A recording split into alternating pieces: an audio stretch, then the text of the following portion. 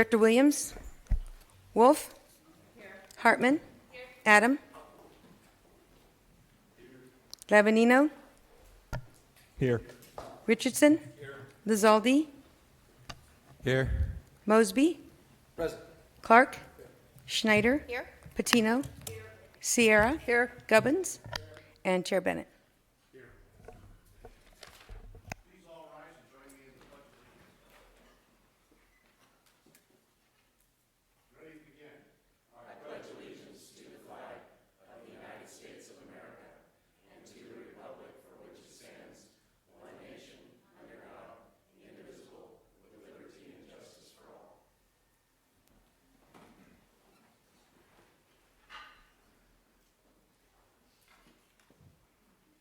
Now is the time for public comment on any item that's We have approval of the minutes.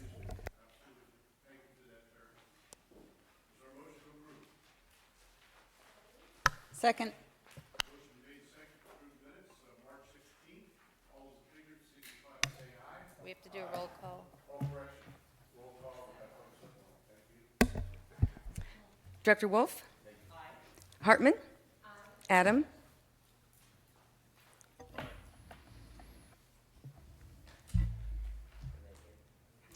Can you hear me? Sorry. Aye. Lavanino? Aye. Richardson? Aye. Lizaldi? Aye. Mosby?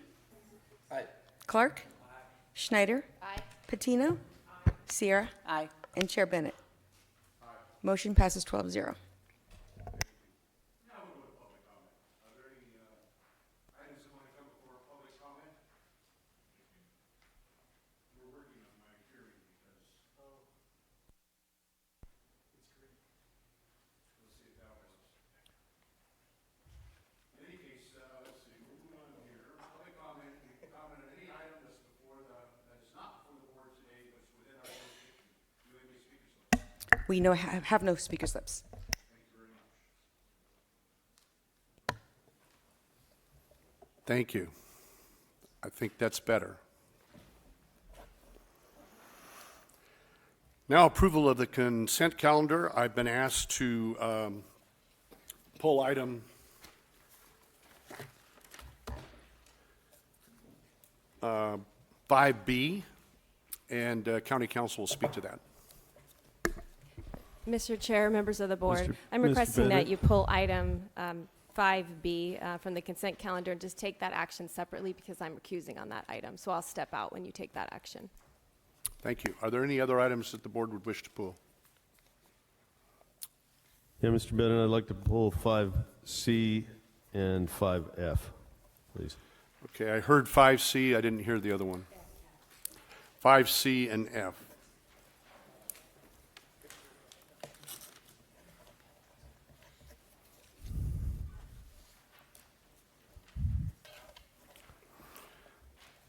Okay, well, let's take up item C. 5C, funding agreement with the City of Santa Maria. Approve and authorize the chair to sign a funding agreement with the City of Santa Maria to use Measure A North County Interregional Transit Program funds as a local match for state and federal transit funding allocated to Santa Maria to purchase Clean Air Express coaches. 2, approve and authorize the executive director to sign and execute associated funding forms as necessary.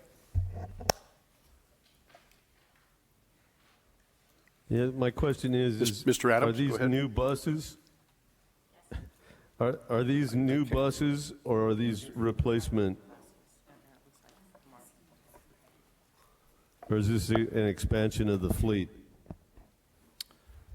Scott Spalding, Transit Planner, SBCAG. The funding agreement between SBCAG and the City of Santa Maria is for 5 replacement buses for the Clean Air Express fleet that the City of Santa Maria has identified that they have funding available to do that. We do have fleet replacement needs throughout the remainder of the 25-year Measure A program, and the City of Santa Maria has stepped up and identified some funding to allow the service to be able to replace 5 of 7 2003 buses over the next 12 to 24 months or so. So this is not for a service expansion, it's fleet replacement. Okay, I hope not, because there's already too many empty buses rolling around up here. So, okay, thank you. Mr. Adams, can you speak a little bit louder? We're having trouble hearing you. I'm sorry, I'm just saying that I'm glad that it's not an expansion, because we already have too many empty buses rolling around up here. Do you get that? Okay. Any further comments? Is there a motion to approve this particular item? So moved. Is there a second? Second. All those in favor signify by saying, excuse me, roll call. I'll get it down eventually. Director Wolf? Hartman? Adam? Aye. Lebanino? Aye. Richardson? Lizaldi? Aye. Mosby? Clark? Schneider? Patino? Sierra? And Chair Bennett. Aye, Motion passes 12-0. thank you.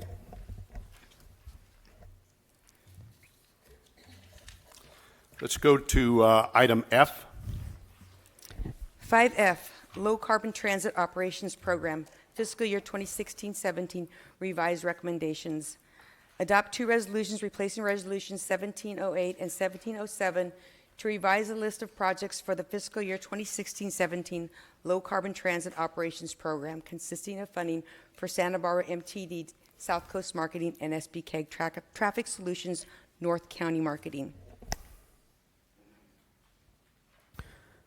Yeah, my question here is this we have to spend this money on something issue, or is there really something we could get out of this? Because I don't think we're going to really affect the number of people that are biking from Tanglewood here. Mr. Chair, Sarkis Kacek with SBCAG. Director Adam, yes, per the Low Carbon Transit Operations Program, we must identify a project that will meet the one designated disadvantaged community in our county in order to spend any of the funds that are coming to our county. And so this is the project that we're proposing, and it provides the benefits identified in the staff report and will help us meet the disadvantaged community requirement. Okay, so we're just going to, this is a box checking exercise where we just spend the money. Yes. Okay, thank you. At least we're honest about it. That's good. Like that. We'll do that. Okay, is there a move for approval on item F, the low carbon? Motion been made and seconded to approve item F. All in favor signify by saying aye. A correction, roll call. I'll get it. Director Williams? 5F. Roll call. Here. Thank you. Wolf? Hartman? Adam? Here. Levanino? Aye. Richardson? Lizaldi? Aye. Mosby? Clark? Schneider? Patino? Sierra? And Chair Bennett. Aye. Motion passes 13-0. Okay, I'd like now to go to item B. We're going to pull that while our county council steps out. Ready?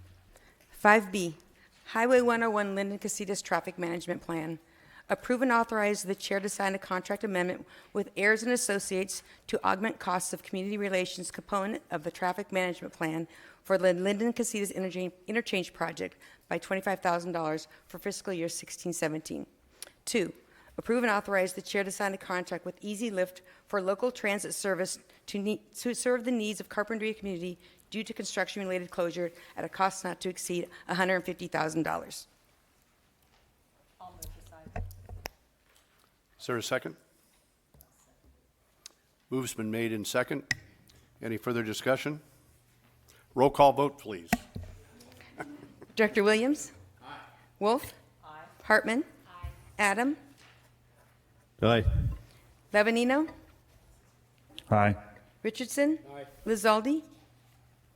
Aye. Mosby. Clark. Schneider. Patino. Sierra. And Chair Bennett. Aye. Motion passes 13-0. Thank you. Now let's move forward and move approval of the consent calendar, items 5A, D, E, G, and H. Roll call, absolutely. I'll move the balance. Thank you. Is there a second? Seconded, thank you. Roll call vote, please. Director Williams. Wolf. Hartman. Adam. Aye. Lavanino. Aye. Richardson. Lizaldi.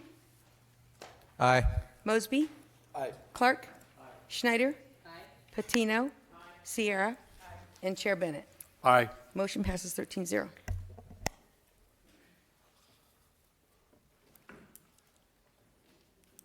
Madam Clerk, item 6. Item 6, Transit Needs Assessment. Review and comment on the draft 2017 Transit Needs Assessment. Good morning, Chair and board members. We're here today to present the 2017 Transit Needs Assessment. Today's presentation is for your review and comment. Staff will return next month seeking approval of the findings. Approval of the findings is required before the fiscal year 17-18 Transportation Development Act funding can be allocated to the region's jurisdictions. This process is a requirement of the Transportation Development Act, or TDA for short. The purpose is to assess the transit needs for jurisdictions not allocating all transit or all TDA funding for transit purposes. And in the coming fiscal year, it's only the County of Santa Barbara has intended noted its intention of allocating TDA funding for non-transit purposes in an amount of roughly $430,000. We conducted a public hearing during the January board meeting. The Colt and SMAT services each held a public meeting last November. We accepted mail comments, emailed comments, and telephone comments throughout the process. And today, the TDA requires the board to approve a finding that there are either no unmet transit needs, there are none that are reasonable to meet, or there are needs that are reasonable to meet before the funding can be allocated. So I'll briefly provide an overview of what an unmet transit need is and what the criteria are for reasonableness to meet. They were adopted by the board in 2006. 2 years ago, at the direction of the board, staff went through the process to determine if they should be updated. However, in November 2015, both SBCAG and North County Subregional voted to not make changes, finding that the current definition and criteria are adequate. In short, an unmet transit need. Let's see if I can get rid of this. In short, an unmet transit need meets a basic mobility need. It's consistent with applicable plans. Is currently not being met and is not an operational issue. And the reasonable to meet criteria, in short, are consistent with applicable priorities, plans, and laws. Will meet the TDA fare box requirements for both the provider and the route in question, and the improvement will not cost more than the amount of money that is available. This year, we only had one request for new or expanded services that met the definition of an unmet transit need, and this is a repeat of a request that we received last year.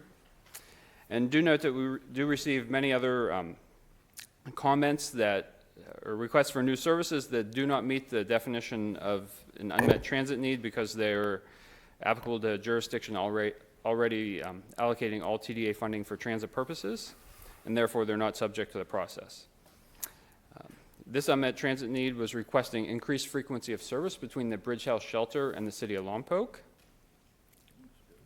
Since this request was brought to light during the January board meeting, the County of Santa Barbara, Public Works, and the city of Lompoc have been working together to try and satisfy the request. And starting just this last Saturday, the service improvements requested have been implemented. With the requested improvement in place, staff will be revising the report to recommend that the board find there are no unmet transit needs instead of there are no unmet transit needs that are reasonable to meet. Previously, the city of Lompoc, through their Colt service, provided 1 a.m. and 1 p.m. Trip to the shelter on weekdays. And since last Saturday, the service has been improved to have 2 a.m. and 2 p.m. round trips to the shelter, and also a new a.m. and p.m. round trip to the shelter on Saturdays. And Colt does not operate on Sundays. The city of Lompoc and the county came to an agreement, and the way that SBCAG understands it is the county pays for shelter resident fares while the city of Lompoc pays for the actual service. And shelter staff were involved with the planning of the new service, and we did confirm that the improvements satisfy the short-term needs of the shelter residents, though the issue of the Robinson Bridge remains. And therefore, we believe that this request is no longer an unmet transit need. Last year, I was requested to show historical trends of TDA allocations in North County, and I'm bringing it back this year. The top line is the total TDA allocation for the North County's jurisdictions. Blue is what is spent on transit. The other colors show the jurisdiction's streets and road spending. And as you see, once you get to the current, it's only the County of Santa Barbara that continues to allocate TDA funding for streets and roads purposes, and it's roughly 5% of the total allocation. As I previously mentioned, with the one request being met, there are no outstanding unmet transit needs. We will revise the report and return in May, seeking your approval of the finding. It is difficult to make reasonableness to meet findings through this process due to essentially the organization of transit and really only the county having the funding that is applicable to the process. However, it is very useful in learning the issues, the transit issues that are out there, and staff working with the region's jurisdictions do work to solve the problems, as is evident with this year's case with the Bridgehouse shelter, which actually was, the improvements are in place before we even get this across the finish line. And I'm happy to answer any questions. Thank you. Any questions of staff?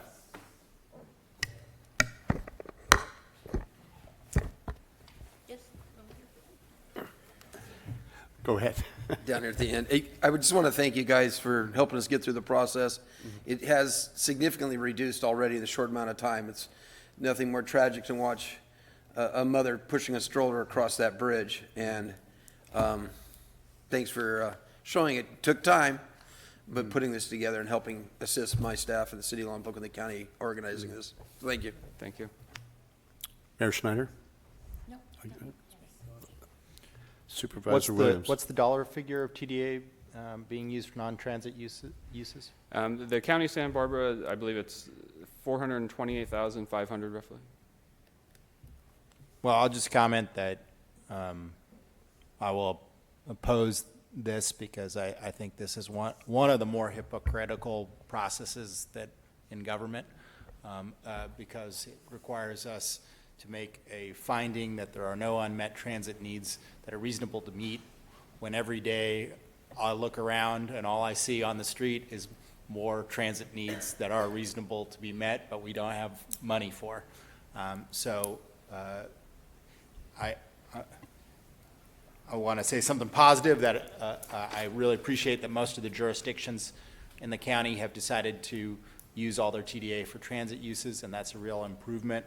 And it makes, I suppose, this less hypocritical than it was in the past. And this one in Lompoc is a happy ending. But I still think the process is in itself inherently hypocritical. Transit money should be used for transit. There's plenty of transit needs out there. I gave it an attempt to reform this at the state level, and it was not successful. But in the meantime, I can't support it because I can't honestly make the findings. Madam Clerk, this is a review and comment. Is there a reason to vote for acceptance, or can we move on? Mr. Chair, members of the board, this will be an action item on your next agenda for approval. This was just to receive the report and identify whether or not, just to hear it. So next month it will be the action item. Okay, thank you. Madam Clerk, item 7. Item 7, fiscal year 2017-18 overall work program and budget. Review and comment on the draft fiscal year 2017-18 overall work program and budget. Go ahead. Mr. Chairman, members of the board, I feel this is such an important item that I'm going to stand up and give you the presentation from the podium here. This is our fiscal year 17-18 proposed overall work program and budget. I want to see if Martha can keep up with me because I'm going to be talking along the way, and I'm going to see how this goes. The overall work program is based on our mission. This is basically the document that identifies how we are going to do the best we can to accomplish what it is SBCAG is all about. And our mission is to provide collaborative leadership planning, projects and services that serve the region and the local needs to improve mobility and promote sustainable communities in Santa Barbara County. So that's my mission. This is what we're trying to accomplish.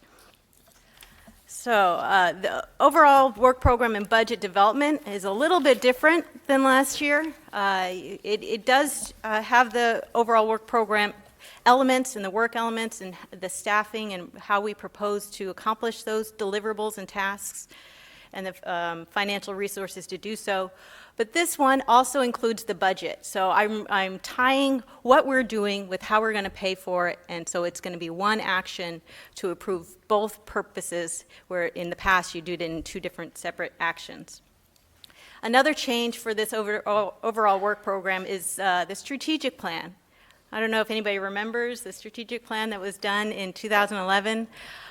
This is our opportunity to incorporate those goals and objectives that this board identified in 2011 into the work elements that we're having, as well as I'm proposing incorporating those strategic plan elements into our personnel evaluations that I'm developing right now. So it's a connection to what you said you wanted this board and this agency to accomplish, and to make that happen over the next coming years and into the future. So the overall work program has three main purposes. We do this because we have to. This is the way we get our state and federal funding, is by adopting this plan and identifying how we're going to spend those state and federal resources. It's also a resource for you to know exactly what we plan on doing over the next coming fiscal year and how we intend to accomplish those things. And then it also helps our managers manage these programs and making sure that we're on time, giving these deliverables and on schedule and within the budgets that are allowed for each of these work elements. So the priorities are going to look very similar to what you've seen in the past. The local transportation authority is the majority of our budget as well as our work. I think one specific thing I do want to point out on this slide is the last bullet item on it. We intend to update our implementation plan. I think you called this the strategic plan for Measure A in the past. I'm proposing changing the name because I'm getting confused of which strategic plan we're talking about. So I'm going to be calling it the implementation plan for Measure A. So that needs to be updated, and I plan on starting that very shortly with the new fiscal year. The other work plan priorities are the transportation planning program, the regional planning program, and moving on, the SAFE and the traffic solutions. So just to start with good news on page 8, so if you're keeping up with me, our revenues match our expenditures. So we have a balanced budget, or the proposed in this draft. The general fund is about $6 million, and then the special programs, the SAFE, traffic solutions, and the measure programs all are balanced. So we have a almost $24 million budget, and we have almost $24 million in revenue. So I think that's really good news for this agency and the health of this agency. Another good news is we get a lot of discretionary grants. These are things that are coming into this agency that don't have to come. I mean, this is not formula. So this is a reflection of the quality staff that you have, and I have, and we have, in making these things happen. So, $2.2 million of discretionary grants are coming to this agency and to accomplish our goals and objectives, and I want to applaud that. Our general fund revenues are very healthy. As you can see on the pie chart, the majority of our funds come from our state and federal resources. So again, this is why we do the overall work program, because we have to. If we didn't have those state and federal resources, it'd be very hard to run this agency. So this is the reason why we exist, and we take this very seriously, and so you can see the breakdown in our general fund. Again, our general fund expenses, almost half of them are staff. So you've invested in quality staff, and we have to pay them accordingly. We do have quite a bit of professional services for the various purposes that you've assigned in the past, and you can see the list of professional services and the purposes of those professional services in slide 11. In summary, for the general fund, we did propose a, you want to get to the next slide? The total compensation is over $3 million for our salary and benefits. I'm not proposing any changes in staff, and we're not adding any new staff. It's about almost a 3% increase in our expected estimated actual for the current fiscal year, so it's in the ballpark of reasonable increases due to cost of living and whatnot. I do propose a 2% living adjustment to the pay grades, and this is to keep the salary survey that you did a few years back current. So, and this is consistent with the CPI that was proposed for this upcoming year. In addition, you also approved a cash benefit increase for employees of $50, and that was a prior action, and that's reflected in this budget. So these increases in expenses are reasonable in my mind, and I also included in this slide a comparison to prior years, so you can see that as well. So moving on to our other budgets, the SAFE revenues. You actually get quite a bit of SAFE revenue in this county. We have a balance of about $1.4 million in reserve under the SAFE program, but we don't spend that every year. So we're only budgeting a little over $500,000 for the SAFE program, because frankly, that's all you need to fulfill that purpose and that service. A small amount of that is for staff, and the remaining balance of that is for professional service, maintaining the call boxes, doing the freeway patrols, and any audits that we have to do. So moving on to traffic solutions. Again, this is a program you've had for years. We're basically identifying all the funding for traffic solutions in this work element. In the past, traffic solutions was spread out over various work elements and doing different roles and responsibilities.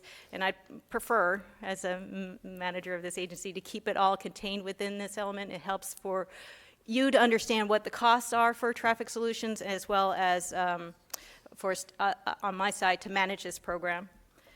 Again, about half the money is identified for staff in supporting the services, and the $83,000 is for direct costs and professional service for the programs that Traffic Solutions implements throughout the year.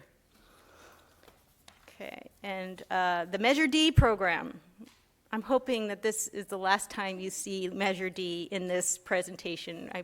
That's one of my goals for the upcoming year, is that we expend the $134,000 that it probably costs more to audit and account for it than it does to have it in our budget. So that's one of my goals, is that this program is no longer in this budget, and we'll see if I can accomplish that goal, and please hold me to that. Measure A, a much bigger dollar amount. We're looking at $16 million, almost $17 million of income and expenditures budgeted for the upcoming fiscal year. We got a lot of things going on in Measure A. And you can see the long list of projects and programs and money going out to implement the very important projects that we've identified for Measure A. And there they are. So in conclusion, I think we're doing good. Our expected revenues are sufficient to meet our expenses. Our sales tax continue to be stable. Our reliance on the formula money, as well as the discretional grants, works for us, and that's consistent with other agencies. From my history, we've done the same thing. We've always applied for discretionary grants to help supplement the staff support services and the direct costs that we have. We are expected to have a reserve of over $1 million. We had a reserve, we expect to have a reserve at this fiscal year of over $1 million, and at the end of next fiscal year, that will remain about the same. So I don't see us dipping into our reserves this upcoming fiscal year. And last but not least, this is just an information-only item for your information and questions and any direction you want to give me, but I will put this on your May agenda for adoption at that time for the overall work program and the budget at the same time. So with that, I'd be happy to answer any questions you may have. Thank you, Madam Director. Santa Maria. Any questions of the Director on the proposed budget?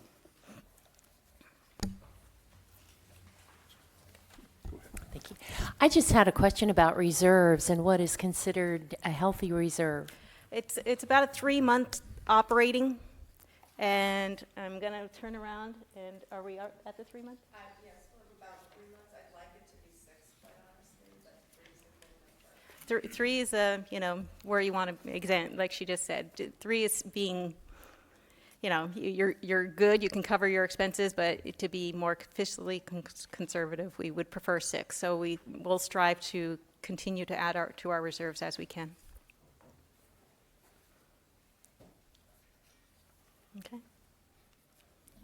Okay, thank you. Okay. Don't hear any other folks asking questions or what have you. Thank you very much for the presentation.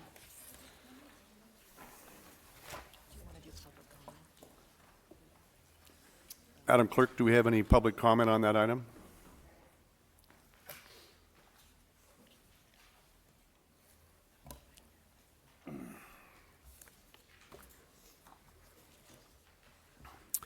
Mr. Sotelo? Thank you, Mr. Chair, members of the Commission. Mark Chatillo here on behalf of CLAWS. The overall work plan is an important step in the annual process for the organization of the expenditure of our resources and priorities with respect to transportation issues. There's a couple of issues that I wanted to flag and make sure were priorities in direction from the board to the staff, and maybe staff will have an opportunity to respond to this before the action comes to you in the May hearing. The first issue is the adequacy of the program for public outreach to disadvantaged communities. The item just before you that you heard about the transit needs assessment and the unmet transit needs process is actually much like the Measure D program. It's a relic. You are expending a considerable amount of resources to justify a diversion of what has thankfully become a relatively trivial amount of money from the transit program into roads maintenance. Now it's only one jurisdiction that is left standing, if you will, that is mandating or forcing SBCAG to go through this expensive process of the transit needs assessment. And there's a fundamental flaw in that process because disadvantaged communities aren't getting the opportunity for them to be able to articulate in a way that matters to them, that speaks to them, that actually addresses their needs for public transit services throughout our community. And if you look at the transit needs assessment in that process, it's arcane, it's Byzantine. There's no way that any member of the lay public, without additional guidance, without a clear public education and involvement program, as should be contained more vigorously in the overall work plan, in order to ensure that these people actually are able to articulate their needs and their government agencies can respond to them by providing the public transit services that they need. This is a chronic problem with respect to SBCAG's approach to public education and involvement, and it's one that I think could be best solved through the overall work plan as in the form of direction to staff to ensure that we ramp up and engage in a more robust process of engaging, in particular, disadvantaged communities, but all users of alternative transportation. As you know, this is a critical question and step as you look at SB 375 as we look at our community's future. We know that we need to promote alternative transportation and transit in particular. And so this is one particularly important issue that I wanted to draw to your attention. Obviously, the significance of rail in the 101 corridor cannot be underscored. And so I think that needs to be specifically called out as an Mr. objective Chatillo, can you wrap up, please? within the overall work plan. Thank you, Mr. Chair, and I appreciate your attention to these concerns. Thank you. Mr. Chair, Yes. it's Lavanino. I just had a question. Who was Mr. Chatillo representing? We couldn't hear that. Was it? I thought he said Clause. But is it Cause or is it a new organization? Mr. Chair, Supervisor Lavagnino, the Committees for Land, Air, Water, and Species. Okay, thank you. Thank you for that.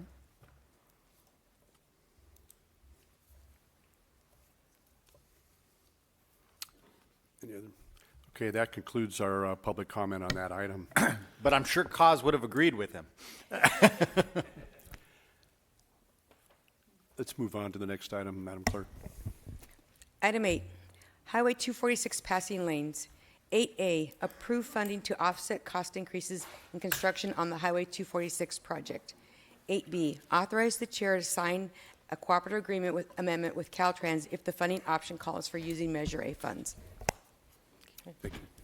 Okay, good morning, Mr. Chair and Directors. So the item before the committee today is to seek approval on a funding recommendation for offsetting cost increases that have been experienced on the Highway 246 passing lanes project. The project was discussed at length at the North County Sub-Regional Committee, the South Coast Committee, and at TTAC.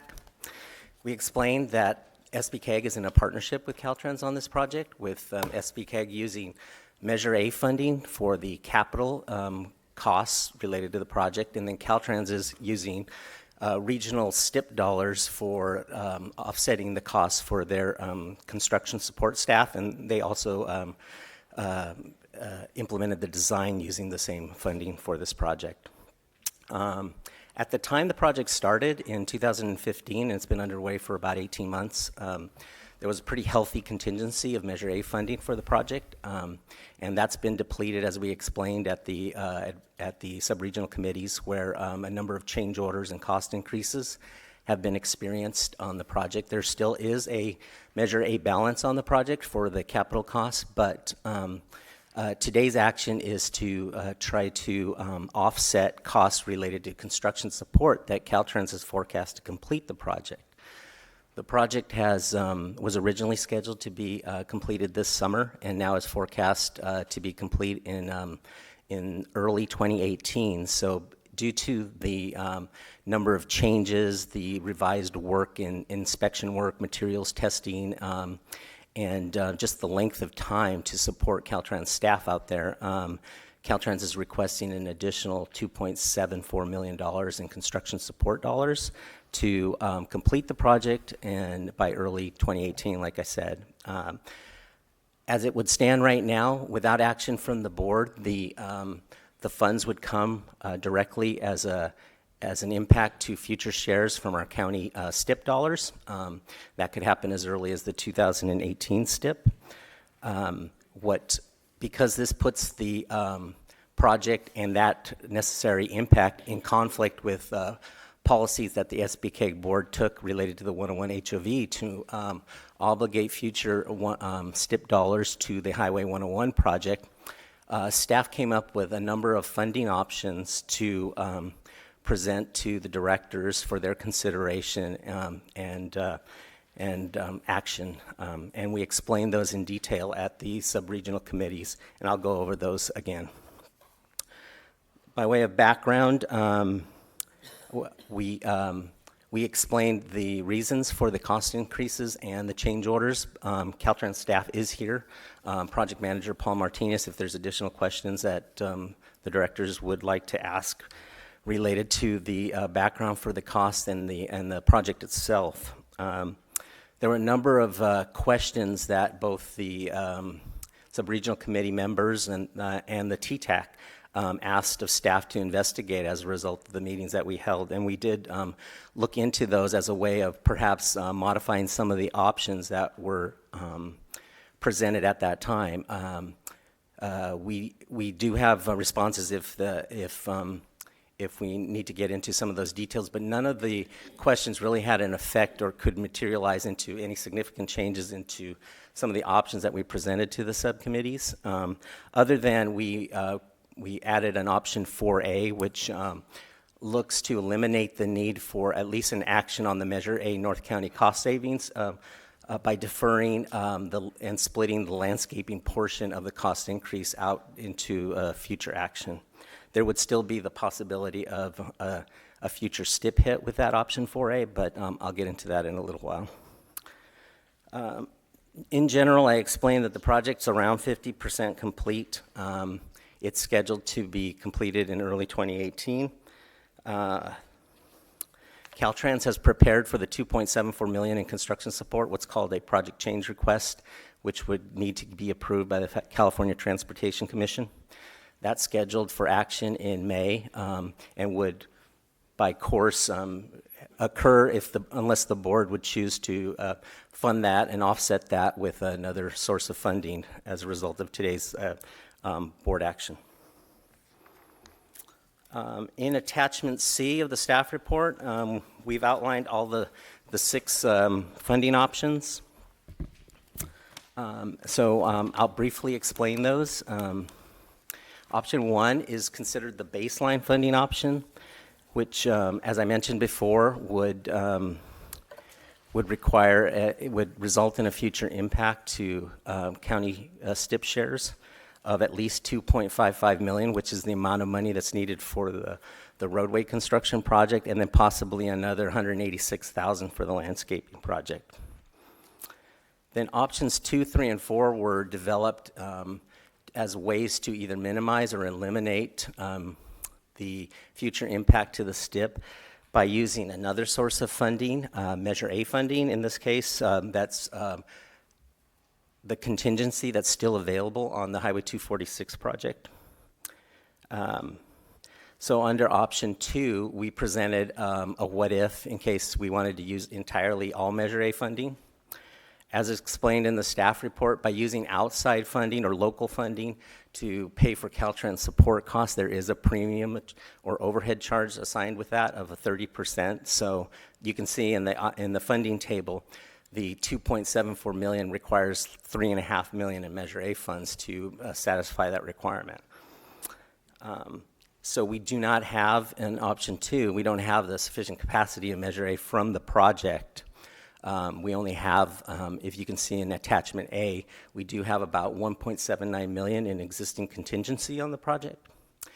Even if the board were to consider Measure A cost savings, also in attachment A, there's an additional $1 million available so even if you add those two together, 1.79 plus the $1 million, that's not sufficient to meet the $3.5 million. So option 2 was just presented as a what-if scenario for Measure A funding entirely. We don't have that capacity.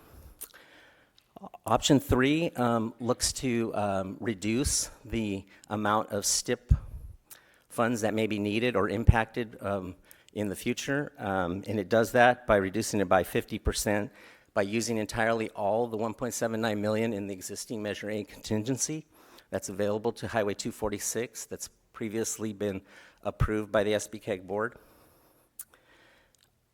And then option 4 is similar to option 3 in that it would propose to use all the Measure A Highway 246 project contingency and then try to fund the STIP with 2 separate actions. There is a $1.25 million, $1.25 million in our RTIP that's basically a reserve for Highway 166 corridor. It was an action that was taken in 2011 by the SBCAG board to keep that in a reserve for future planning efforts on Highway 166, and we would propose reprogramming that $1.25 million to the Highway 246 corridor, since the Highway 166 corridor widening is a project that's no longer in the constrained portion, the financially constrained portion of our RTP. It would still require an additional $136,000 in Measure A cost savings to fully offset the cost increases that are anticipated by Caltrans under option 4. And so this secondary action was of some additional concern by committee members and TTAC members, so we looked at ways to eliminate or defer the need for that secondary action of allocating Measure A cost savings. And we came up with option 4A, which splits the roadway and landscaping actions into two separate funding options. So we would propose to use, we would still use the $1.25 million and reprogram it from Highway 166 to Highway 246. And then we would use the full amount of Measure A contingency under option 4A, which is the $1.79 million. And then there would be the possibility of a future, at the time of vote later this year, when the landscaping project goes out to allocation and award of $186,000 in STIP funds that might be needed, and that would possibly come as a hit to our future shares. So it significantly reduces it from the $2.5 million, but there's still a possibility of a future impact to Highway 101. Then option 5 is just similar to option 1, but just doesn't require any, require concurrence from SBCAG. That SBCAG is not acknowledging or taking action on the cost increases.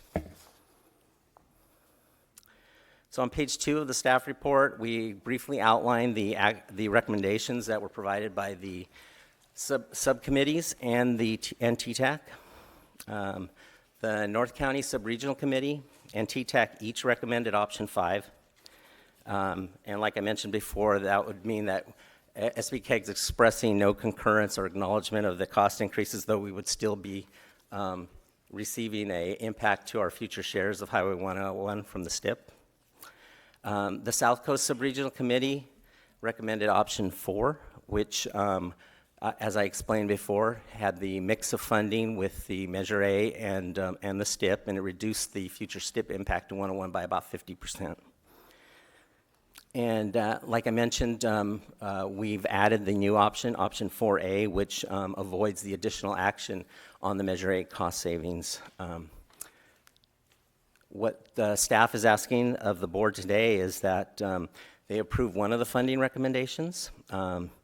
Any of the options, as explained in the staff report, that would require Measure A funds that are different than the North County subregional action that was taken. For option 5 would require a 2/3 vote of the board, which is 9 votes. So at this point in time, I'd open it up to any questions. Thank you. Questions of staff? Mayor Snyder. Can you remind me, last year when the board, when we used Measure A cost savings in North County to pay for, I think, the Union Parkway interchange, how much Measure A money we used? Yeah, the Union Parkway, Valley Parkway interchange, some barrier walls were added to the scope of that project at a cost of $1.6 million. And that came from Measure A cost savings from other projects, right? That's correct. 1.6 million. 1.6. So if that money was still available, then there'd be enough Measure A funding to complete the 246 overcharge? Yeah, so on attachment A of the staff report, you can see we have a balance of $1 million left. If you just remove that 1.6, that would increase that balance to 2.6, which if you added some of that to the existing contingency on the project would satisfy the need. Thank you. If I may, before we go on with more board questioning, I think I'd like to ask Brittany Heaton to come forward. She wants to offer up the summary of what TTAC did and how they approached this, and I think that would be pertinent to the discussion. Thank you. And just Good morning. to Thank you, let Chair you know, there's Bennett, at least one directors. light on up here in North County. Okay. Do you want to take that comment first? Go ahead. Well, there's just, we might want to hear what the TTAC had to say, but I just was letting you know while they were approaching that there's at least one light on up here. Right. Thank you, Chair Bennett, directors. Good morning. I am Brittany Heaton, and I'm with the County of Santa Barbara, but I'm representing TTAC, the Technical Advisory Committee, as the chair this morning. And I wanted to just summarize, since as the staff report reflects, this was not a unanimous vote at TTAC to support option 5, and that was for various reasons, including concerns about the future STIP shares and their current dedication to the 101 widening and other named projects in the Measure A program. But I would say that all TTAC members did agree that that we are concerned about what is going to be done to control costs moving forward.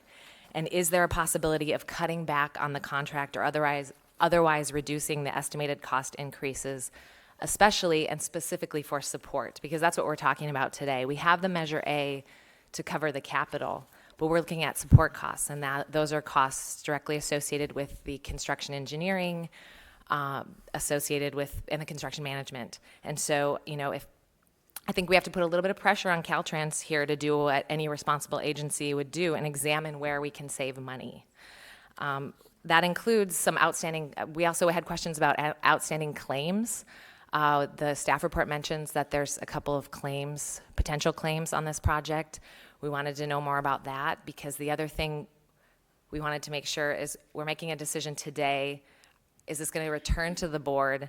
Is there going to be additional money needed?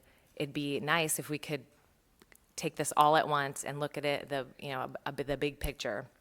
And so that's generally what we discussed. I can take specific questions if you'd like, but I just wanted to share that clearly this was a tough decision and it was not unanimous, but we all agreed that we need to look at how we're going to save costs, just as the bottom line. Thank you. Questions of staff? Are they here? They didn't sit. Peter over there. Peter, Adam has a question. Okay. Supervisor Adam, would you like to go forward with your question that you had? Yeah. First of all, maybe somebody could tell me what the change orders were and who caused those?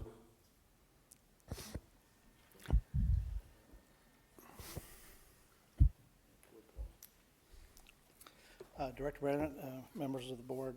My name is Paul Martinez. I'm the project manager for Caltrans.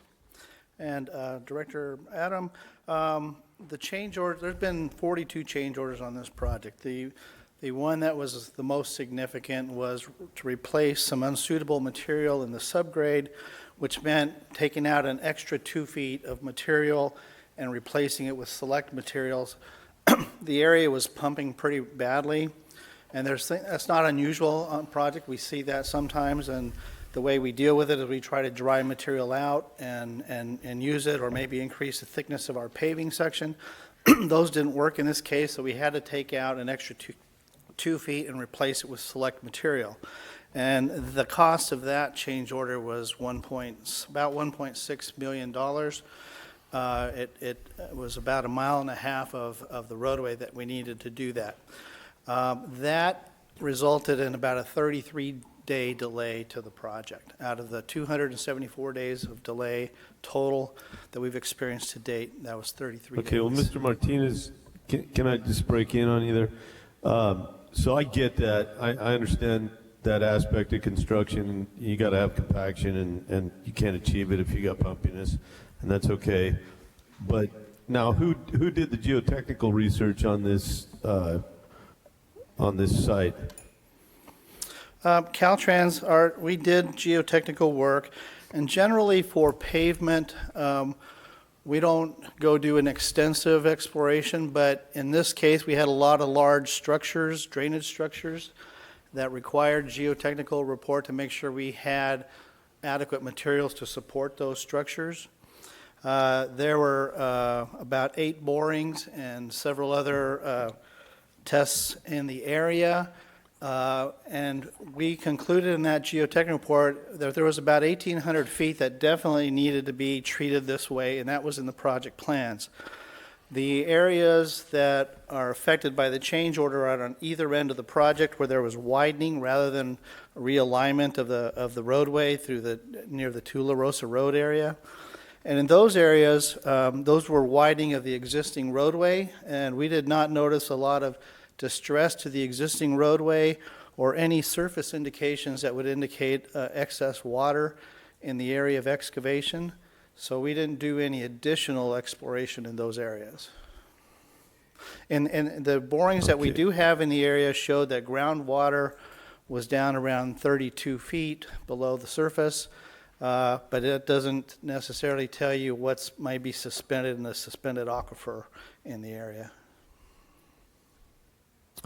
Okay, well, I guess, that actually sounds fairly reasonable to me, shockingly. I guess the question that we all need to get the answer to is, how do we keep this from continuing to happen? Is this the final figure? Are you guaranteeing this construction for this figure, or is there a possibility at this point that you run into something else and you got to come back again? Well, what we're expecting is half of the roadway is what was being built here. We still have the other half, but that is mostly going to be widening, and so there is a possibility of another 700 feet in the area that could experience this, but we're not at this point anticipating that there would be delays associated with that. We know what we would need to do, and we will take the action necessary to avoid those delays as much as possible. Well, the thing is if we were dealing with any other contractor, we would be telling them to perform according to the deal, and I don't know if our deal. I know we're supposed to be calling ourselves partners, but it seems like our partnership is a little bit not the term that somebody would use in the private sector. We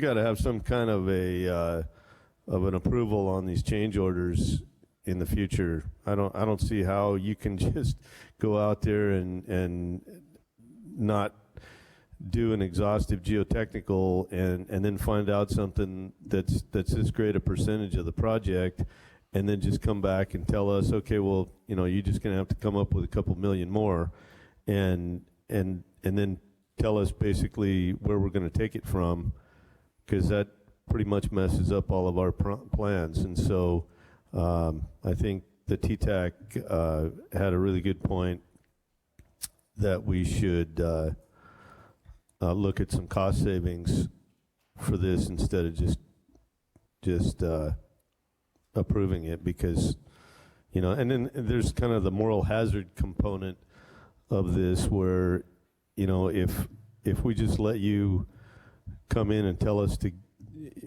pay you more, that's probably what's going to happen in the future. So I don't want to encourage that kind of behavior. I think you guys need to do a better job defining what the subsurface conditions are, especially when you're taking those giant cuts. I don't know how many feet that is. That must be a 40-50 foot cut at the top near Tularosa. You'd think somebody'd go do some borings out there and find out what they were going to run into when they got there. Well, to be clear, the area where we did those large cuts is in the area where we did the most subsurface exploration, because that's where we have the most structures. And in those cases, we did find that the groundwater was generally pretty deep. There was one area there near the golf course that the groundwater was about 8 to 10 feet below the surface, and we accounted for that in the design of that drainage structure. The areas that this change order affected were out at the ends, where we didn't have new roadway going into what I'll say is virgin earth area. It's occurred where there was widening of the existing highway, where we didn't really expect to have any major issue with that. Again, I said we didn't experience any distress with the existing roadway, and there was no surface indication that there was any water near the surface. That can change based on the adjacent land use, any irrigation that may happen. I don't know what exactly happened or resulted in that water in that area, but I mean, these things happen and we run into them periodically and we deal with it. As far as, Is it, go ahead. is it possible that we had that cut open during the wintertime and it rained a lot, and that sort of just encouraged some encroachment into that strata that wasn't there before? Well, we did the excavation in those areas. Some of it we did in the summer. Some of it was delayed by the birds at the beginning of the project at the west end of the project. The east end of the project, a lot of that excavation was done in the summertime. And although we did experience somewhat of a normal rainfall year last year, I can't say that that's what resulted in that additional water there. Well, I think that just points out the necessity of having those projects move along until completion instead of taking off the winter time, because had you gone every day you could have gone, you would have been in a different spot. So I don't know. I've never seen a construction project come in on time, and I've never seen a construction project come in under budget, and I guess this one's no different. But I'd sure like to have some kind of a downside limit for us, and have you guys have the imperative to make sure that you've really taken into account all the costs and give us a real bid instead of just giving us a rough guesstimate and then backfill it with bad news afterwards. Thank you. One thing I will add is, where we do subsurface exploration is a judgment call on our engineers. And the more exploration you do, the better information you have for construction. If we do that subsurface exploration extensively before we get to construction, that also costs money in the support costs before you even get to construction. So it's a trade-off, and it's a judgment call on the engineering side. And I think that we did what we needed to do to this project, and it's unfortunately we ran into that condition. Thank you. Director Mosby. Maybe I can add a little bit for you, another study to do. It's not engineering related, and that is to talk with the locals.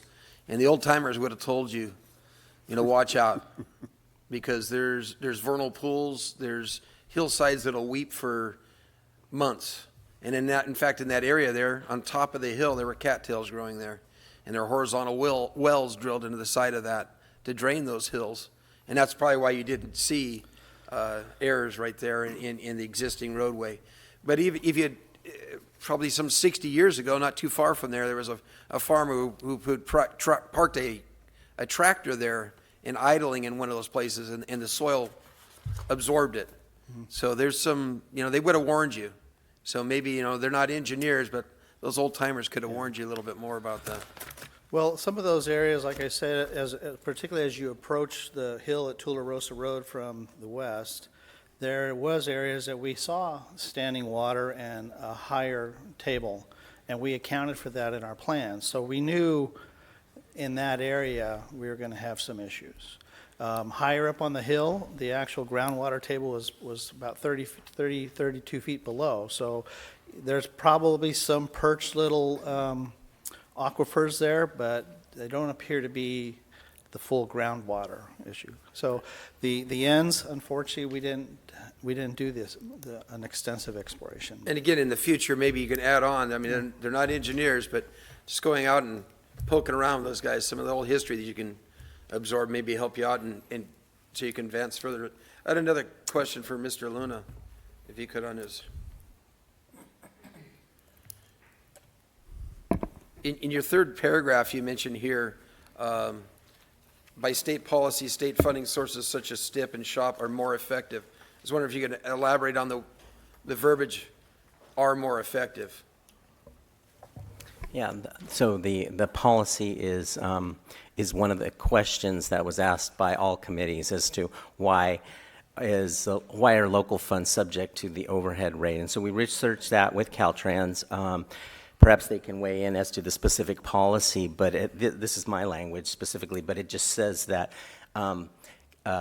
any outside funding other than state funding, like, for instance, from the STIP or SHOP, where Caltrans would normally pay their services, is subject to a indirect overhead markup. And so if it's called the reimbursement policy that Caltrans operates under, if we were to try to pay for their services with local funds or regional funds. In other words, a premium would be added? Yes, because it's not, our regional share of STIP funds are actually, they use directly to pay their costs for their staff. And so it's not a pass through us, so.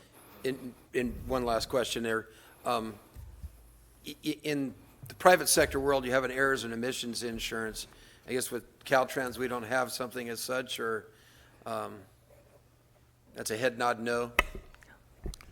Thank you, Director Mosby. No, there's not. I mean, again, I don't know that this is an error. This is a change in conditions. I can speak a little more, if you'd like, to that overhead charge, because for traditional state and federal funding that comes to Caltrans, we have our labor rates with that, and we get paid. The legislature pays for our buildings and associated overhead type things. When the policy is, when we do work for others, they have a full cost recovery, so they add that overhead on when it's not the traditional state federal funding like STIP or SHOP or other things. And as far as errors and omissions, no, we don't have that. And like I say, whether this is an error, but it's just a change in conditions because it was not predicted by our earlier studies. Okay. In the future, are we always mandated to operate through Caltrans on projects like this? Two head nods. Would take me to. No, I can. there is a choice. I mean, we could take if we were fully funding this program, we can decide to contract out and hire our own consultants to implement it. When you're going through the STIP, it's a cooperative agreement.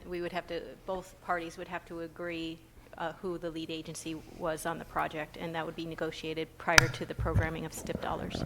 And the contractor, if we went independently, would have errors and omissions insurance? I would assume so. Yes. Thank you. Director Wolf. Mr. Luna, you may have mentioned this, and I'm just not following it, but there's an attachment A in the board letter, and that includes 2 allocations of funds. Is that one of the options?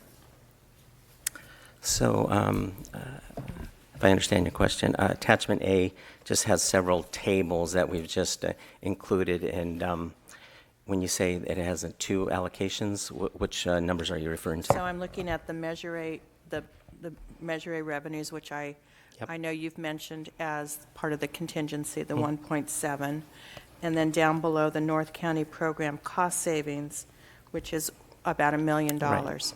With a total amount of $2,856,000. Okay. We were showing that for illustrative purposes to show that what's available in the North County cost savings. I think Director Schneider was asking about what the balance is, and then specifically in that table you can see the Union Valley Parkway Walls project. So that shows of the original $5 million, we have about $1 million left in that. So my question is that one of the options? One of the options, yes, is option 4, that would require $136,000 of that $1.067 million. So not spending it all, but spending some of it, and that would require some action. Yeah. But we could spend it all. It could be spent. Yes. Right? Yeah. That requires 9 votes. Yeah. It requires 9 votes to spend the $1 million? Yes. Mr. Chair. Director Schneider. Thank you.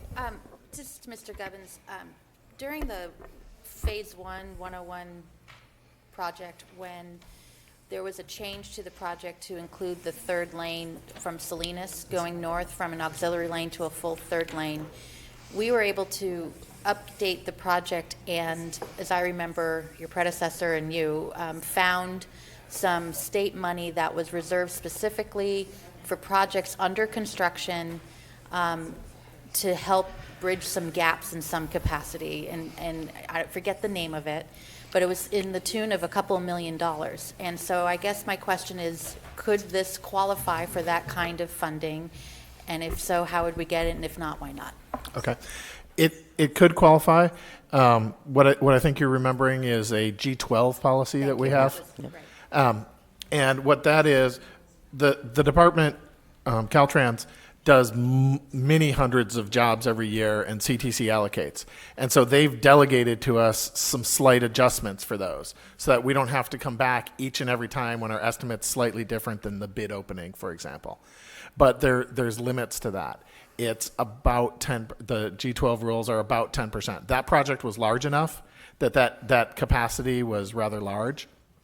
And so in this, if the option was to use majority, say, measure money, we'd have about 10% and with some markup. So probably a few $100,000 could come, because the capital for this was not voted through the STIP. The capital was used measure. So that those percentages would only apply to that $3 million support that we had voted. So it'd be a couple $100,000 there.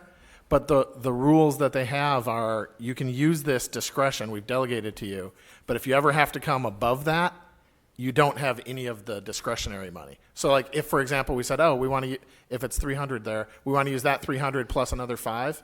As soon as we have to go back above that G12 amount, it's the entire amount that is voted from the STIP. So is it worth looking into seeing if we can get however much we're able to receive? And I'm also thinking into the future, should there be additional cost overruns, that some of the unknowns as TTAC was concerned about, is that a potential source of funding to cover? It is, as I said, it's a straight percentage, and I don't want to try and do public math right here because I'll probably miss it. So if you say it's a little over 10% probably, and the rules for support are a little different than capital. We could assume that's available, but as soon as we go back to do any STIP change, that disappears. Because it's basically the commission, the CTC, says, if you don't need to come back to us, we're delegating you within this slight change. But as soon as you need to come back, you're coming back anyway, and so that's not available to you. So you're saying if we just use Measure A money, we're eligible for this extra funding? And if we use STIP money, we would not be eligible for this G12 money? Right. Except it would be offset by the additional markup of the overhead, which would probably it would pay for the markup in some ways. It would pay for a portion of the markup, but not all of it. Yes. Well, that's really significant. So I don't know if Mr. Luna, you looked in that scenario and what that would look like. Yes, but we seems did. like In that fact, could solve a big problem. Well, we did look at the G12 question that was asked, and it was asked by TTAC and a number of the committees, and we exchanged some information with Caltrans, and as Mr. Gubbins indicated, the way the project was originally bid, Measure A funds were only available for the capital, and G12 usually applies in a STIP program to capital cost increases, but now I believe that Caltrans has made G12 available according to the information that we exchanged for construction support, and so it would be available. I don't know how it technically would work. I think I'll ask my project manager, but I believe that it's a new rule in the last year that we can apply G12 to support. Yeah. And since this was voted in 2015, we don't have access to it. Is that what? Yes, that's correct. Okay, good. In this case, since the amount that we'd have to go for STIP is so much, and having to go to CTC, it would overrule the G12 rules for the roadway project. Now, that said, the total overrun that we're talking about includes the follow-on landscape project, okay? So we were asking for another $186,000 for that one, and that hasn't been voted yet. So when that project goes to vote, whatever amount it's voted at, G12 would be available for that in an amount of about 10% plus $200,000. So if they vote 700, if we use the issue with the option 2, use only Measure A money, as I understand it, it didn't cover the amount for the landscaping, or it just didn't cover the amount. So so if the landscaping piece could fit under the new rules, can we plan to incorporate G12 money to complete the project then? well, I believe that option 4 does that because it breaks, option 4, 4A, maybe 4 and 4A, allow that because it defers the landscaping portion until the vote for that project, which will occur in about December, okay? So when that gets voted, that one would be eligible for G12. So if it votes at $700,000, that one would have a G12 capacity of 10% plus 200,000, so it'd be significantly more. If it got voted at the 528, which is currently the programming for that, it would maybe not quite be enough, but it would be very close. Okay. Well, So- I would just maybe have the board look at that option, just because, especially with this 30% overhead with Measure A money, but if it can be backfilled with other state money, I don't care what pocket it comes from, but if it helps create the project without taking much STIP money away from the 101 project, I think that helps everybody involved, but I guess that's a comment, not a question, sorry. Well, in this case, for that landscaping project, that would help with 241,000 approximately of the measure funds for that project. Yeah. Director Williams?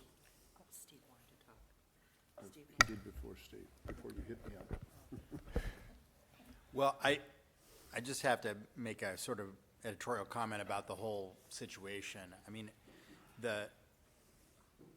I really believe in the kind of quality of work that you guys can provide, and this has shaken that faith a little bit, because if I was to take this as a lesson, that the next projects we do, we should try to, those that we can do, because they're Measure A funded projects, we should be contracting out instead of going with good state engineers. And that, really, that's it.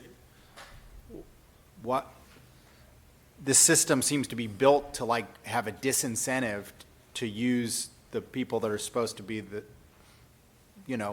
top quality in your bailiwick, in your staff, and in the people that we have in state engineers that are supposed to be some of the best. So I just wonder why we would have a system that disincentivizes us to use self-help money, which we should be incentivized to use self-help money, and disincentivizes us to use Caltrans. All right, and I know we're focused a lot on that 29% overhead. That's why a lot of projects are structured like the way this one went, where the STIP money is used for a portion that would not be subject to that. The other thing is, I think we're over, when we look at a percentage that's added on, it doesn't really look at the total cost.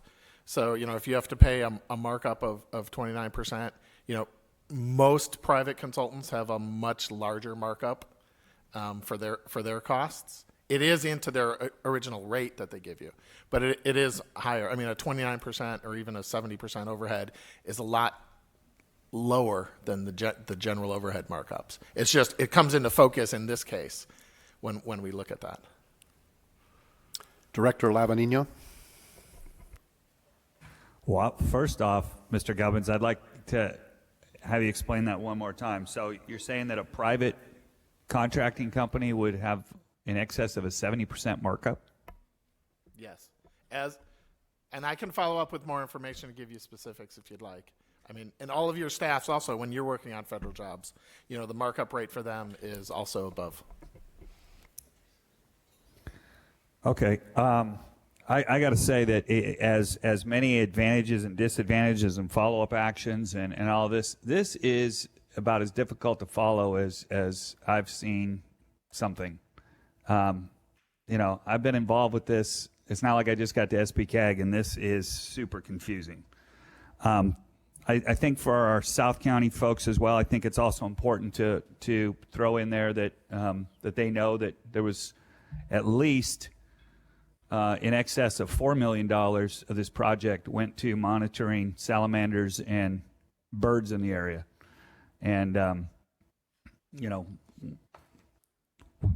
I'm sure there's value to that, but I'm not sure it's in the tune of excess of $4 million. So I'm struggling with this. Species, it's our fault. Mr. Williams, please. Well, maybe we could have the birds munch on the salamanders, and we could get somewhere. I think one of the other things that I'm not sure has really been raised too much, and I understand that it is a little bit because we're talking about breaking out the landscaping, but you know, even though these are quote unquote cost savings, I just want to remind folks it was brought up at the North County sub-regional that, you know, some of us had heartburn with identifying anything as a cost savings in Measure A after we had our oversight committee come back and tell us that they're not really cost savings until Measure A is complete. So those are my 2 cents. Thank you. Director Sierra. Thank you very much. I've got different comments, so it's going to sound a little disjointed. First thing was, when North County met, we were told by Mr. Martinez that there are insufficiencies on both sides. So we're all partners, but SBCAG is the one that's footing the bill for insufficiencies on both sides, with Caltrans, the contractor, and I would really hope that it just seems like we're on the hook. You're saying that the contractor might be presenting some claims to Caltrans. That means that CAG is we're going to be footing the bill for more if you decide that those claims are legitimate. It really bothers me. We've had our North County projects, and almost every one of them has come in under budget.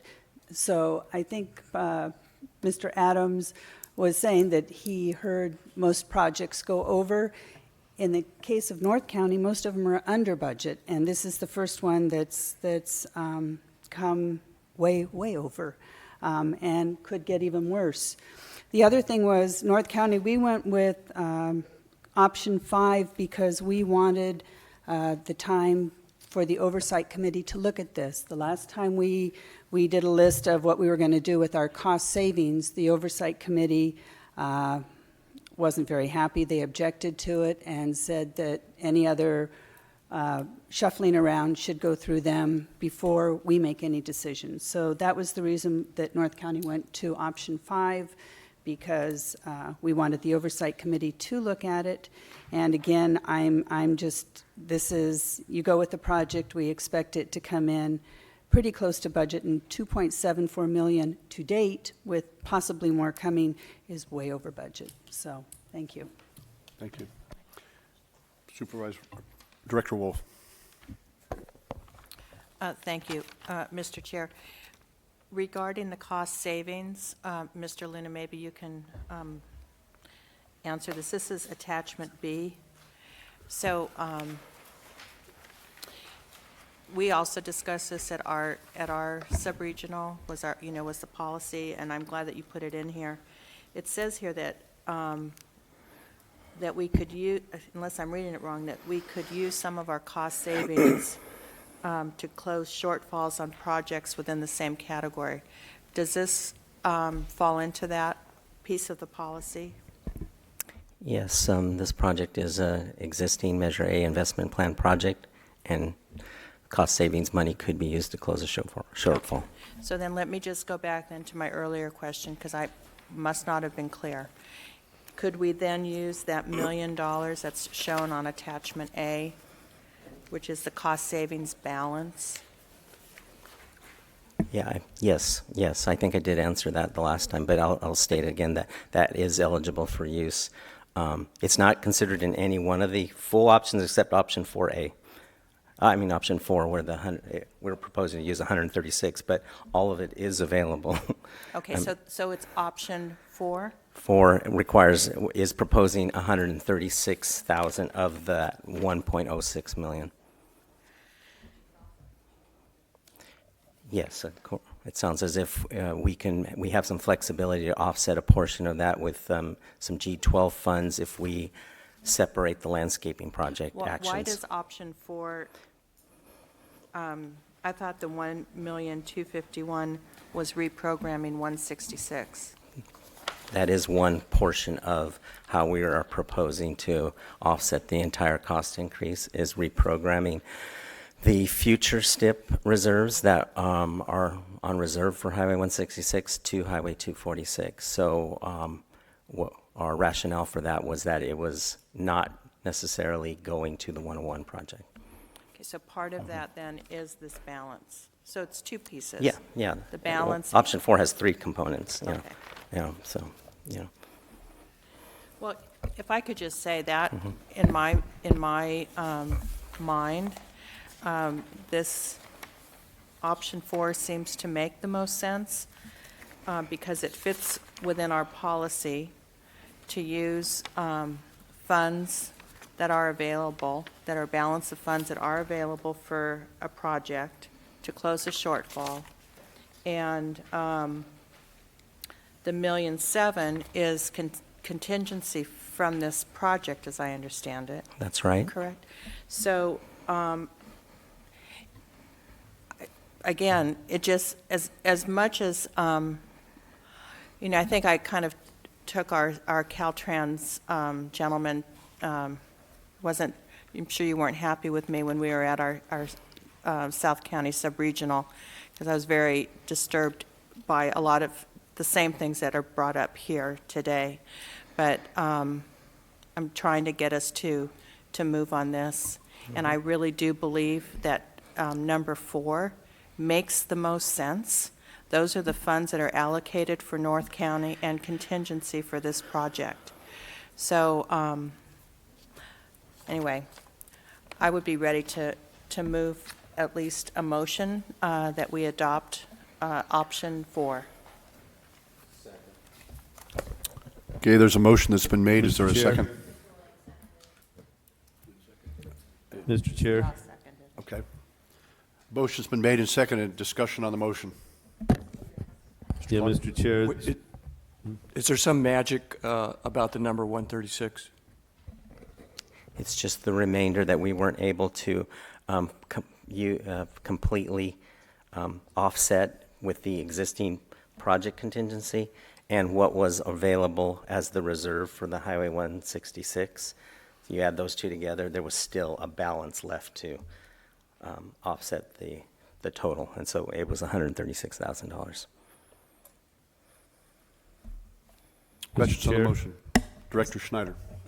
Thank you. I'll support the motion. I think, and I appreciate Director Sierra bringing up the rationale behind how that vote happened about wanting to get info from the Oversight Committee, because that's really important. I think option 4 gives us the most flexibility and leverage to get additional state funding to kind of offset the cost, and the others don't. And so if with that motion we can also direct staff to pursue with Caltrans potential G12 funds to cover the full project, and whether that means taking out the landscaping into a separate motion or a separate process, whatever it takes to get that additional state funds, it looks like option 4 is really the best mechanism for us to do so, and that helps us all in all of our funding moving forward. So I appreciate the comments. And I will modify my motion to include the direction from Director Schneider to staff to look into those funds for the landscaping piece. Mr. Williams, will you second? Okay. Chair Bennett, I have a question. Oh, I'm sorry. Director Adams okay. has been asking to speak. Thank you. I just want to be clear that this 1.7 in contingency is to cover the whole rest of the project, right? And we have the acknowledgement that there's a whole separate lane that we're going to have to put on the other side of the road, and we're very likely to run into this same problem again over on the other side of the street. Is that correct, Mr. Gubens?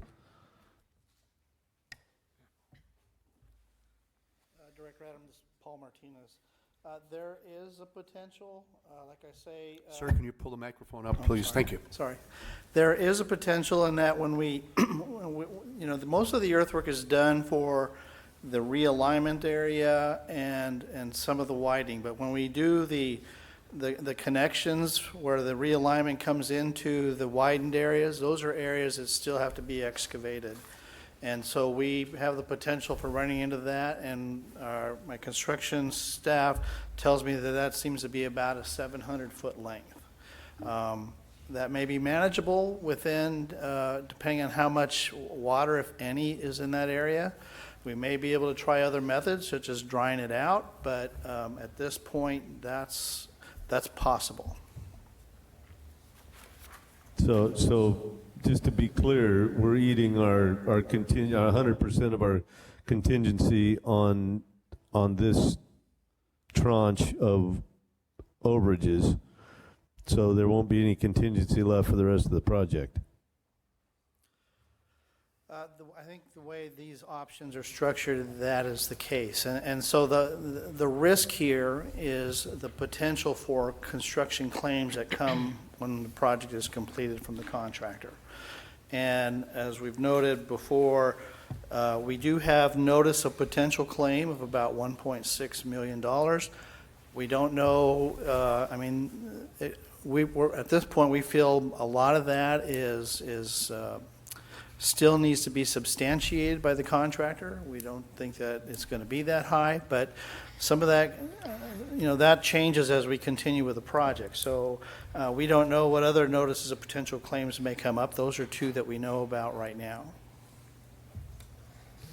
Okay, well, in that case, then I'm not going to be able to support the motion because I think that we're just signing a check here that's really blank and nobody even has any idea. This isn't even at the end of the job yet, so you're just halfway through this job and we're taking on additional cost that's just unreasonable. Yeah, well, I guess somebody wants to get paid or something. The question up here was why do we even have to do this right now? But yeah, maybe we should wait till the project's over and then we can renegotiate the deal. Well, there is an urgency to getting this support cost, and that is that we anticipate running out of money here about mid to late May. And so in order to avoid any further delay, because we can't get out there and inspect and manage the project, we need to get this resolved so that we have continuing funds to continue operating out there. So that's the urgency behind getting the support costs, at least for the road project. Okay, well, maybe what we ought to do is just park everything over there and move everything to 166 where we have money. I have a number of other people that wish to speak, so does that conclude your comments, I'm all in, Director all Adams? done. Okay. Director Richards, then Director Patino, and Director Mosby. My question is regarding option 4. What impact will that have on the completion of Highway 166 projects? And assuming that we don't have any cost savings included in that question. So the question has been asked about, yes, option 4 does utilize all the project contingency. The second question by Director Richardson is what does that do by using the future reserve from 1.25 million to 1 on Highway 166. This was for, as I mentioned in the staff report, a planning study that was for Highway 166 widening efforts. It was the action was taken in 2011 and has been kind of as a placeholder in our RTIP over that time. That particular project, widening the 166 between Santa Maria and Guadalupe to 4 lanes, is no longer in our, fiscally constrained RTP, or is outside the 30-year window. So, it's up to this board to say whether there would be funds to pay that back. But as you see, the options are kind of minimal. So what you're saying, there would be no impacts at all if we didn't There'd be no impacts to the existing Measure A projects, if that's your question, that are funded with Measure A. It would just affect the ability to look at a project for widening 166 between Santa Maria and Guadalupe. Director Patino. Yes, knowing that we were going to have the birds, the delay with the birds, and then whether or not the rain delayed anything, I feel like we're getting on a plane and flying from Santa Barbara to Hawaii and hoping we have enough gas to make it. And it's so iffy. We just don't know where we're going to, all of us up here are, trying to figure out how we're going to land the plane there. And it's sort of disconcerting. But my question is, do we have to then go back to the oversight committee to get the approval of the Measure A, or does the policy number 1 fit that category? Well, we adopted that Measure A cost-saving policy where it says to close the shortfalls in the same category. Is that going to meet that, or do we have to go back to the Measure A Oversight Committee? Of course, it's to the discretion of this board, but the cost savings policy was developed as a response to the actions that were taken to allocate new projects, and so we tried to create some hierarchy of how they should be used. And so, as Director Wolf had asked, this project does meet criterion 1, cost overrun on an existing Measure A investment project. So, if you want to check in with the Citizens Oversight Committee, it's your discretion. But right now, it meets the cost savings policy that was run by the Citizens Oversight Committee. Because we didn't last time, and we got our hands slapped, and we should have. But I think we needed to consider whether or not we need to do that also. Thank you. Director Mosby. In the original agreement and contract, is when it identifies the contingency money, is this a standard protocol it's allowed to use at this time frame, or is it more to be used towards the end? Because we're not at the end. We're kind of spoon feeding in the middle. Well, you're at 50%, so we are spoon feeding in the middle.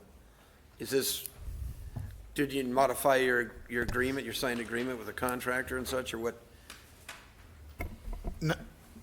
No, there wouldn't be a modification to the construction contract. The contingencies are not usually included in that. It's for changes to the construction contract change orders, or to pay claims and things like that that are not agreed to in the contract. So using the money at this time is not out of the norm? It, as has been stated, if the claims are found to have merit, which we haven't determined that they have, or if there's continual changes, there would not be funding to pay for those. Right. Say that again a little louder. But there would, if the claims are deemed to have merit, there wouldn't be funding left. We'd be back here having a discussion similar. Key, there will not be funding left. Key. The other items that's mentioned as well, we're looking at carrying this over to 2018.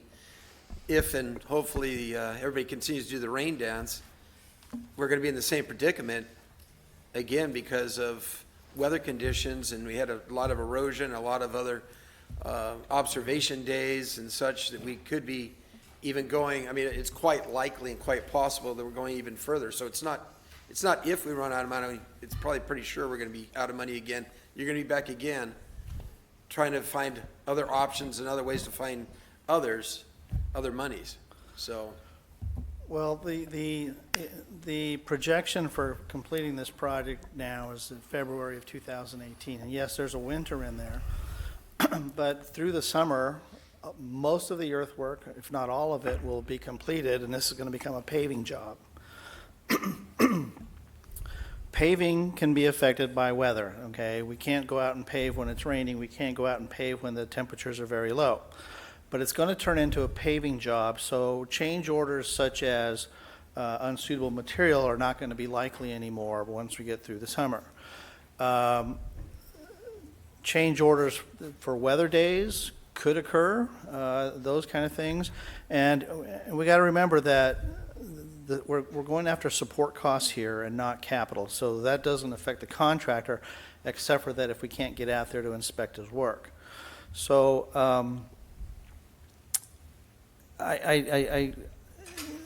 we have to continue to inspect. We have to, should the rain delays come, there's going to still be some work that's going to be required by the contractor, but it's not like now where we're doing the earthwork and we've got a lot of monitoring for tiger salamanders and birds and having to do storm damage repair and those kind of things. It's going to be a paving job and much more limited in the amount of work that will be done. More intensive as far as our staff out there, but not the kind of work that we're doing out there with the earthwork now. Yeah, so kind of the way I see it, if we do option 4 now, probably next January you're going to be coming to us and saying, well, we're going to have to do probably option number 5 or something later. So we're already probably looking at having to do another option after we approve an option today. And that would happen if the contractor's claims have merit or any other claims that come up. That has not been established yet, so we don't know at this point if we're going to come back to you for another 1.6 million, but maybe something less and maybe nothing at all.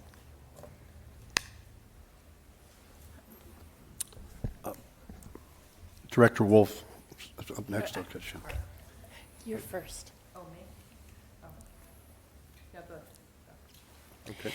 Go ahead. Thank you. I appreciate that Director Lavanino acknowledged how difficult this is, and it certainly is for someone new like I am to this commission.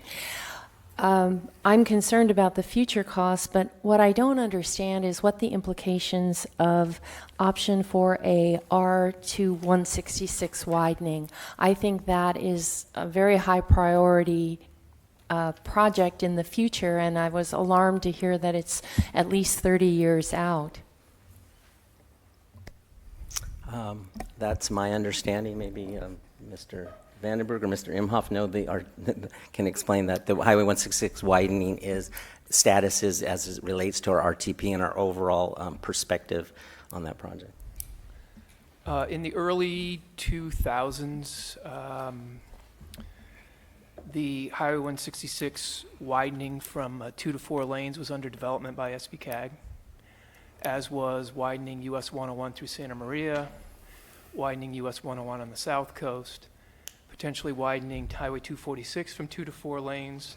There was talk about projects on Highway 154, and at that time the board realized that if all those projects were to go forward simultaneously, there simply was not enough money in all of our lifetimes to complete all of those projects, which were essentially projects being built to their maximum capacity. So the board went through a priority setting process where they reduced or eliminated some of the projects from our capital improvement program, essentially. And one of the projects that was under development that was stopped was the Highway 166 widening from 2 to 4 lanes. It was stopped halfway through environmental, and the balance of funds remaining was $1.251 million. And those funds sat unused but committed for the 166 widening for a number of years, but again, the board had decided that it was not going to pursue a widening from 2 to 4 lanes. It was going to pursue something less. There was a Caltrans shop project, a safety project that went forward. The board said, let's wait and see if that resolves some of the safety issues and so on. And years went by, those dollars remained sitting there for a widening project that the board decided was not ever going to happen. So those funds were reallocated to a different project, and I don't remember which one it was, but the board members that represent the 166 corridor said, could we at least get an IOU for maybe future safety projects on Highway 166, whether it ends up being the Black Road traffic signal project that we're now pursuing or whatever. Could we at least get an IOU that sometime in the future that $1.251 million could potentially be spent on safety improvements, since we're not going to be pursuing a 4-lane widening? But again, those dollars were reallocated to a different project, but the board left the IOU in place.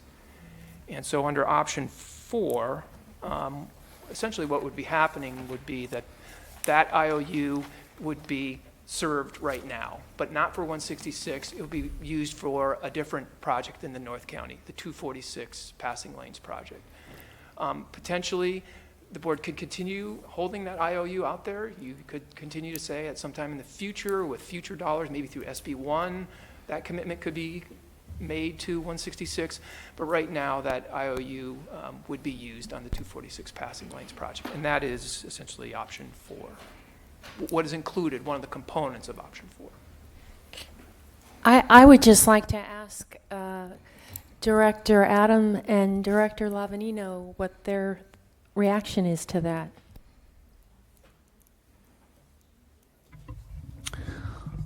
Well, I always knew. I mean, I think it's been a tightrope walking exercise for staff to try to say that it's still a priority to widen the 166 West when the reality is that, you know, on paper, it just didn't add up that that project was going to be funded. So I know we've talked about it a lot, but you know, for me, it was always something that unless something fell from the sky, it was 20, 30 years out there. But to officially now say, you know what, we're going to extinguish that hope is a tough pill to swallow, and I'm sure Mr. Lizaldi has got something to say about it as well. Go ahead. Well, I thank you for asking, Supervisor Hartman. You know, I grew up out there on that road, and it is a dangerous piece of roadway. And I think that one of the things that any farmer who has lived out there their whole life will tell you is if you make that 2 lanes both directions, it will be an even faster speedway than it is now. I mean, this thing, it's bananas. There's people out there passing on the right out in the dirt, and it's 6 o'clock, maybe 5:30 in the morning until 7. It's the death race 2000 out there.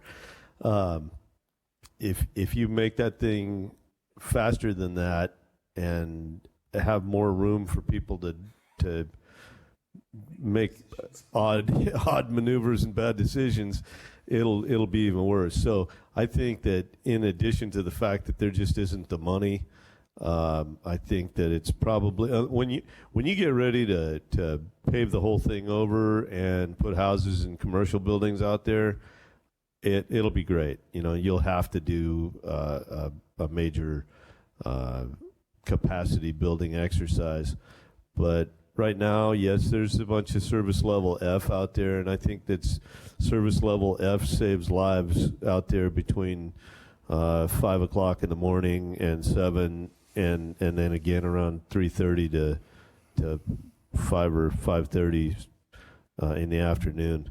Because if we didn't have the traffic control of just too many cars, I think you'd just see greater amounts of mayhem out there. Chairman? Excuse me. I'm sorry. Did Mr. Clark, did you have something you were going to say? Okay. Director Richardson. Mr. Chair, I think that we've discussed this item long enough, and I want to call the motion. Excuse me, I didn't call for public comment, so I need to do that now before we vote. I should have done it before we made the motion.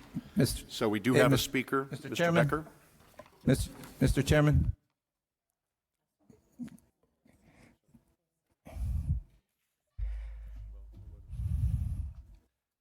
Mr. Becker.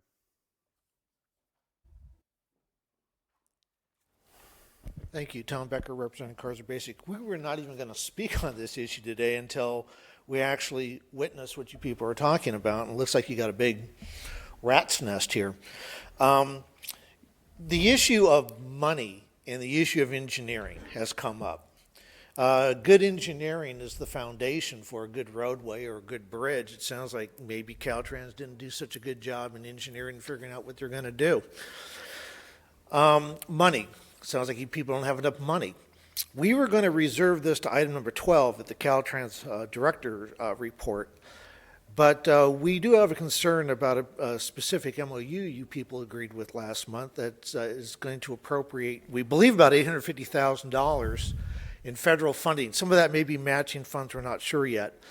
But we've raised concerns about this to the point where Carson Basic is considering writing a letter to the Federal Highway Administration in complaint of that MOU and how the money is going to be funded. Mr. Adam, you're concerned about money. I do believe there's $850,000 in that MOU. I don't think you've signed that MOU yet for the county, because you're the one that's going to have to sign it. If you want $850,000, maybe you don't sign that MOU that was approved last week, because the county has to sign that. The city's already done it. Don't sign that MOU unless you're legally required to do it, and bring that MOU back to the board. Force it back to the board to have a further discussion on that funding.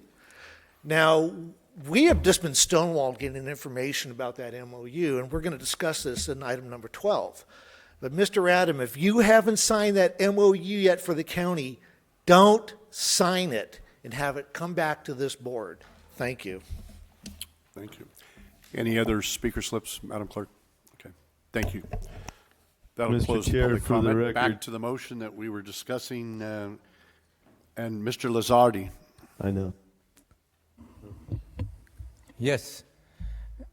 On the comment as far as the reserve funds, IOU, and so on, the first question is, has any of those funds been spent? That's the question.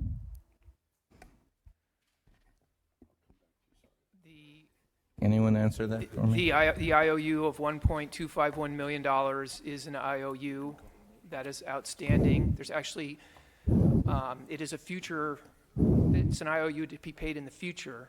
So it's the complete 1.251 million is owed still.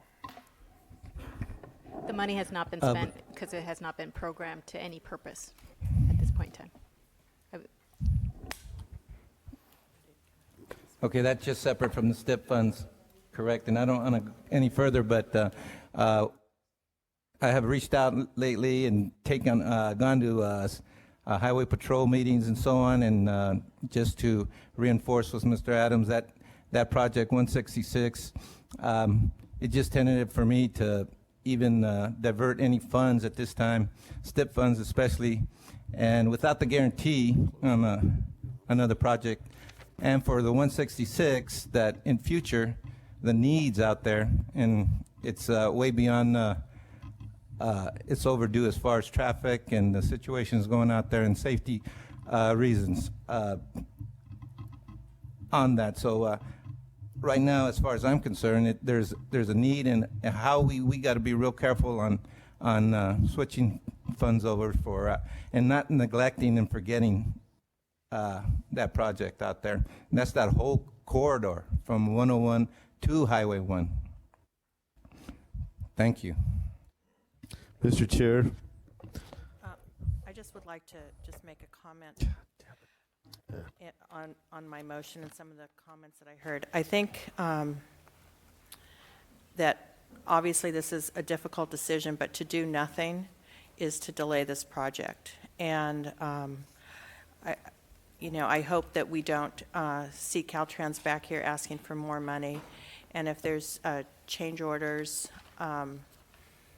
it might be an opportunity for our legal counsel to get involved at that point.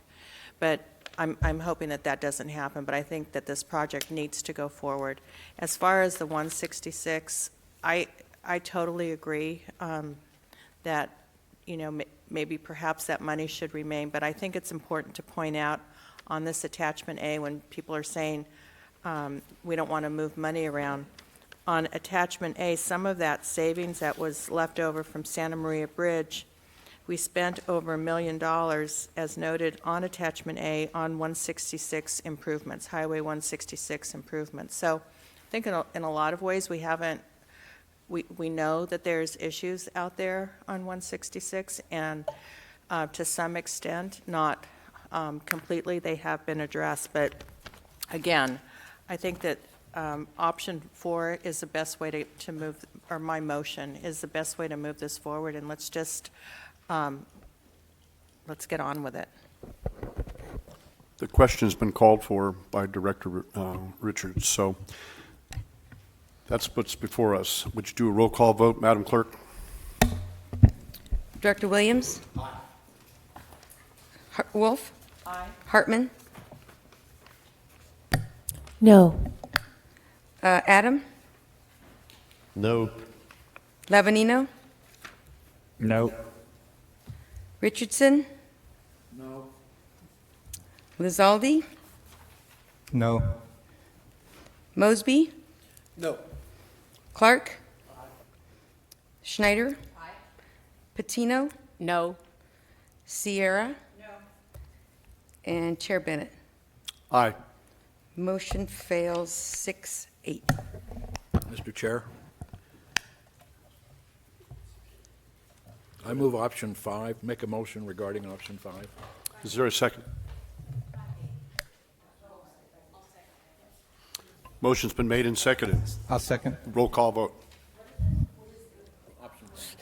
No, option number 5. I want to speak to the motion. Can we speak? Oh, because you just had him. I want to speak to the motion before you do a roll call. Go ahead, speak to the motion. So option 5, as I understand it, is just having SBCAG not do anything and let this CTC or whatever tell us how they're going to spend our money for this project. I just don't think that that's a responsible notion for this body to do. We should at least make a statement on something. Which would mean going to option 1, which I would also say this board has said that moving forward with the 101 project is the highest regional priority, and if we don't have enough money for it and you need the money set aside for STIP funds, now you're jeopardizing that. On top of that, we made a decision in hindsight and error of using Measure A cost savings in the North County to pay for other projects not in Measure A. If we didn't do that, we wouldn't be in this situation right now. So I think we should just, the unfortunate thing, the way this is working with Measure A, the prior motion required a 2/3 vote. This motion is going to require just a majority vote, if I understand it. But I just think that we are sending mixed messages about our priorities as a board. I find it kind of funny that I'm the one saying we got to put all our money in the 101 HOV project, but I think, to say that this board has said time and again that is the #1 priority, voting for either 5 or 1 is a fly in the face of that priority. Thank you. There was a director to my left that lit up the light. Okay, thank you. Director Williams. Well, I think that the information that came forth today should have affected our decision-making a little bit. I get the feeling that it hasn't. The two things that were new that we found out today is, number one, if we use additional STIP funding as option 5 would use, that means we would not be able to access the 10% cushion that is G12 funds from the state. So we're essentially, even though the grid says that this is cheaper, that's not in fact true because we can't access those funds if we're using STIP funds. That should have affected our decision today, I feel. The other thing is that, since I also have part of 166, I have some sympathy on this, but this is saving money for a project, for environmental review for a project that we don't have funded for the next 30 years. I'm not sure that that's a wise use of our funds either, but you guys got the votes, so. Thank you. Director Mosby. Who made the motion? And I guess my question is, do you have a statement that you want to go along with that motion? Do you want to supply a letter that we're sending there? Is there something that you've got of why you're, and maybe the second has a statement to go along with it or something? I'm confirming the voting that North County Subcommittee did, and also TTAC. And Mayor Patino, was there, is there a signal or something we're putting out with going this way?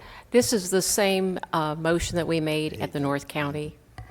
But we're supporting. Yeah. But I get it. I guess Yes. again, asking more directly, do we have a message as well as we're doing this? We're selling. Was there a message you think we should be sending a letter? Or we're kind of something? asking them to clean up their mess a little bit, I think, because we're not really.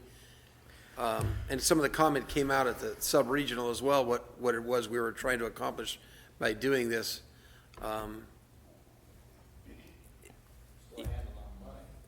Well, that's Mr. true. But we Chair? had.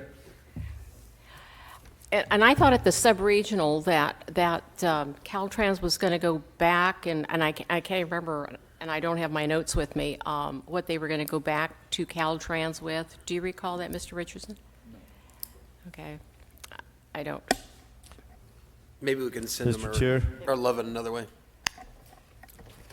Director Wolf. I know obviously this is going to pass, but it's really surprising to me when you have almost $2 million in contingency. At the very least, it would seem that the maker of the motion or another motion would be to use part of that contingency to cover these costs. At least, even $1 million, that still leaves money in contingency if you need it. But the motion to use all of this out of STIP is pretty unbelievable to me. And on top of that, so you don't want to use your North County programs savings of over $1 million. So none of this honestly makes any sense to me other than, well, it just doesn't make prudent sense to me. Thank you, Mr. Chair. Thank you. Mr. Chair. Mr. Richardson, if you would like to add that to your motion, I would not object to what Supervisor Wolf has said. The addition is which? What's your suggestion? Mr. Chair. My suggestion is, well, I would say that it would be $1,737,000 in STIP funds and $1 million from the project balance. So that would total the $2,737,000. So instead of it all coming out of STIP, $1 million would come out of contingency. I can agree to that. Okay. Mr. Chair. We would need to add the Yeah. 30% contingency to the 1 million. Okay, Just- Mr. Adams? So, just to let you know. Yeah, thank you, Mr. Chair. I would like to offer a substitute motion, and that would be that Caltrans comes back with a final cost, so we know what we're agreeing to in this thing. Otherwise, I'm not going to be able to support anything because we don't even know what the end of this is going to be. And maybe they need to go back and do some more engineering and go do some soil testing and find out what they're going to run into and make us a final cost on this thing, because they can't just have this amount of money here and then come back later and dip into us again, because we don't even know what we're agreeing to. Mr. Adams, we have a motion that's pending on the floor currently. Yeah, I get that, but I offered a substitute motion, and Okay, I believe I that's didn't- Mr. Richardson's. I'm having correct. trouble picking up what's being said, so I didn't hear that. Yeah, that's okay. all Substitute motion. Is there a second to that? Ask him to restate that. Oh, would you restate the motion for everyone? That the motion is that Caltrans come back with a final number for us, and if they have to go back and do some engineering to make sure that they know what it's going to cost to put this thing together, and then bring that back to us and make absolutely sure that they're confident in that number, such that we're not going to have this discussion over again. Okay. Is there a second to the substitute motion? Motion's been made and seconded. I think staff had something to say in regards to that recommendation. My memory, unless I heard it wrong, was from Caltrans previous, we're going to run out of money by the 15th of May. So if we go with the substitute motion, then we probably won't have the answers you're looking for until sometime in July or maybe even later, and the project will stop. And that would be my personal concern based on what I think I heard, and I see nodding heads, so I'm thinking that I did hear that correctly. And our director seems to wish to say something here. Yeah, and Tim, correct me if I'm wrong, the project will not stop. I'm just, the interests of the state need to be, the project needs to continue. The item that the Caltrans will move forward with is item number 5. The item will go to the CTC. They'll ask for the funding increase to, if they stop, then the costs will just skyrocket, because then you have damages to your contractor and whatnot, and it's not in the best interest of the state to do that. I think maybe a concession to the motion that was originally on the floor, to approve item number 5, if you direct staff to go to the CTC, communicate your displeasure with the situation, and we can do that. We can speak to the CTC on your behalf and say the situation that we've been put in this, we're paying for this project, and we're having to pay the piper each and every time there's something goes wrong, and we get that, but we're displeased with this situation. So, Tim, do you want to add to that? Yeah, I'm a little confused on but yeah, so I think what the exec director was talking about is if option 5 goes, she would go to the CTC. If the expression is that you're not in agreement and didn't want the STIP going forward, they would likely not, I mean, then we would be looking at stopping the job if they didn't move on that STIP. But I think what, I mean, you could be either through a letter or in person expressing that, you know, you're frustrated with the process, understand that it's going forward. So there's slight differences. I don't know what the opposition would be. But opposition from this board at the CTC, we probably wouldn't go forward to the CTC. We'd have to wait and see what happens and likely have to shut the job down. Okay, we have a proper substitute motion. Well, I'm not that good of a parliamentarian. You can stack 3 motions. Okay. I have a question. As the seconder of the substitute motion, is voting on this the same as saying we're doing option 5, or this is because you're not taking action, or can you just clarify on that? Say that again, please. The substitute motion is asking to come back at a future Yes. date with more information. So in some ways, that's the same as item 5. Which if that's the case, I'm going to vote against it, even though I made the seconded. But if I just want to make sure that if that's the same thing, then we just need to know what we're talking about. I just want to make sure expectations are clear. Oh, thank you. I just want to make sure expectations are clear that, my understanding of the amended motion would be to stop everything and ask Caltrans not to take to the CTC in May. And, that's a very difficult place for Caltrans to be at this point in time, because the cost increase would exasperate and damages will be done.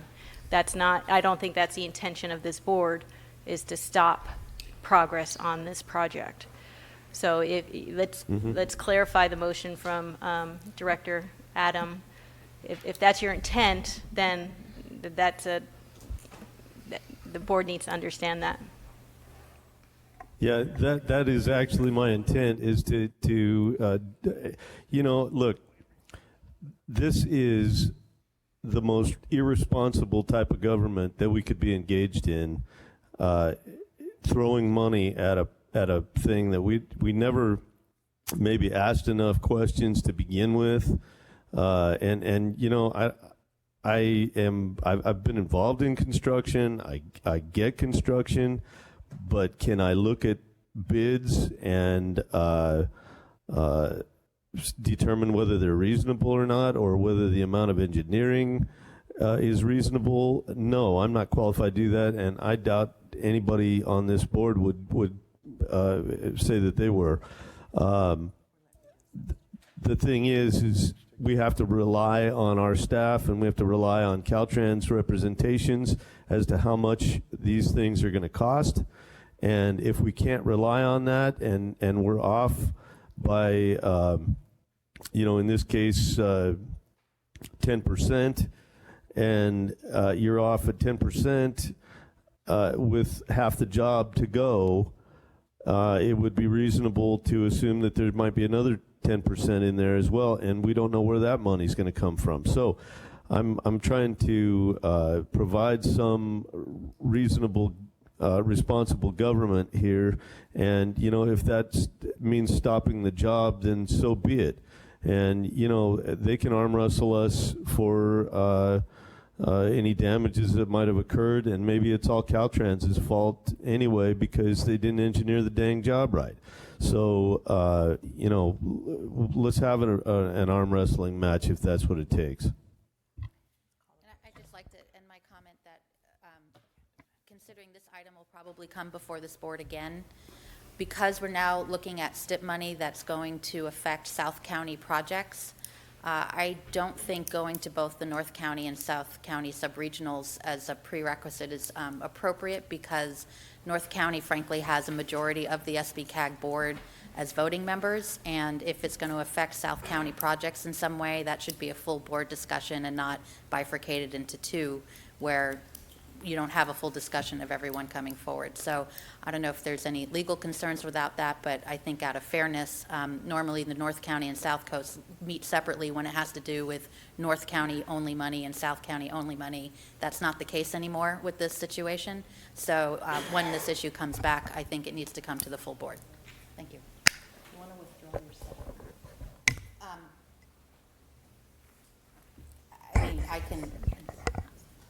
I'm being pressured, Mr. Adam, to withdraw my second. I think it's going to fail anyway, so in the interest of time, I will withdraw the second, but I get where you're coming from, Mr. Adam. Is there another second? Or I'll do a substitute motion.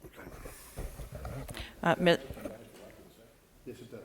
Okay, I'll do a substitute motion, Mr. Chair, that we authorize, that we look at item 5, but we modify it that $1,737 comes from STIP, $1,737,000 comes from STIP, $1 million comes from contingency from the project. We also direct staff to either write a letter or speak directly to CTC about our concerns with how this project is being managed. And I guess that's my motion. Take out the landscape. Oh, and removing the landscaping portion of the project. Is there a second to that? I'll second that. Motion's been made in second. Discussion on the motion. Can staff have a clarification, just a second, that we understand that. For my purposes, I'm working some of the numbers with Caltrans staff here.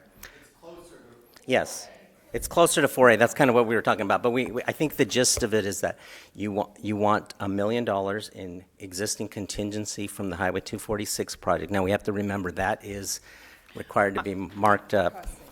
So that would be equivalent to $1.295 million. And then the rest, $1.737 from STIP. And that would be from future shares that would of the 101. So can I just clarify? Okay. In talking with my seconder, we would like the $1 million to come out of the North County program cost savings. Okay. And the remainder coming out of STIP. Okay. And no landscaping. Right, Ms. Seconder? That doesn't work. Okay, the motion maker and the seconder are all in agreement. At this point, I'm cutting off any more comments from staff. I think we're done. And I'd like to go forward on the vote. Roll call, Madam Clerk. Director Williams? Aye. Wolf? Aye. Hartman? Aye. Adam? No. Levanino? I heard Luna right at the end when you said you were cutting off comment. From what we heard, he said this doesn't work. So I want clarification. I mean, I don't want to keep dragging this out, but a comment from staff, the last thing we heard was that doesn't work. So if Mr. The way Luna... I understood the motion is $1 million from the Measure A cost savings. There's $1,067,000. Okay, so make it that. But there's the markup on the Measure A that we keep forgetting about. And so if we mark up $1 million, unless you're saying that the $1 million is the contribution, we'll just back out and we'll have... Said to back out the landscaping, which Okay. also I would assume meaning G12 money could backfill, fill it in. So what's Maybe we should start again. Does everybody understand the motion so everybody can go forward here and understand what we're doing? Okay. Let's go back to... No, we need the math explained to us. You need the math. Okay, let's see if we can't put the math together, Mr. Luna, since you seem to be the honoree of the hour to put this in perspective.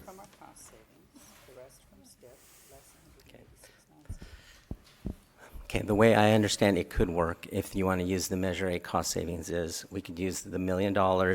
It would be reduced by the overhead rate, so there would be an equivalent amount of Measure A that available, and the rest would come from STIP. We can. I don't have the numbers figured out, but that's what I understand. Less the $186,000 for landscaping. And then the 186 would be deferred to a subsequent action by the CTC later this year. Okay, I see nodding heads from the maker of the motion and the seconder of the motion that what you've just summed up is accurate and correct. I just have a quick clarifying question. So the G12 money, was that included to backfill as Director Schneider suggested? Yes, yes. Okay. Okay, let's move along, and I would feel more comfortable if we started from the beginning and we start over and make sure everybody understands what they're about to vote on. So let's start with a roll call again. Directors Williams? Aye. Wolf? Aye. Hartman? Aye. Adam? No. Lavanino? Aye.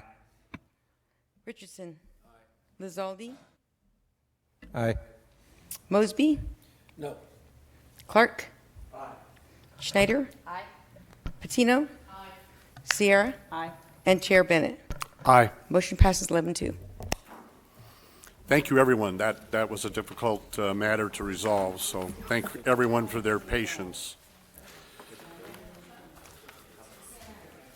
Okay.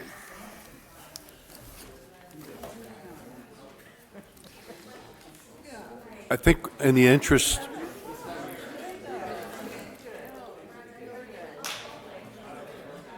I'm going to ask the clerk to go directly to item 10, if we can do that. Mr. Chair and members of the board, I just have a clarification on the last item. So since we did use some Measure A funds, I'm not sure if the board needs to take action on the cooperative agreement, which is the second item. Yes, that's true. Mhm. And then is the amount that's in the draft cooperative agreement still accurate with this change? It was based on option 4A, so we'll have to modify that, yeah. So, I'll move item B as modified. Second.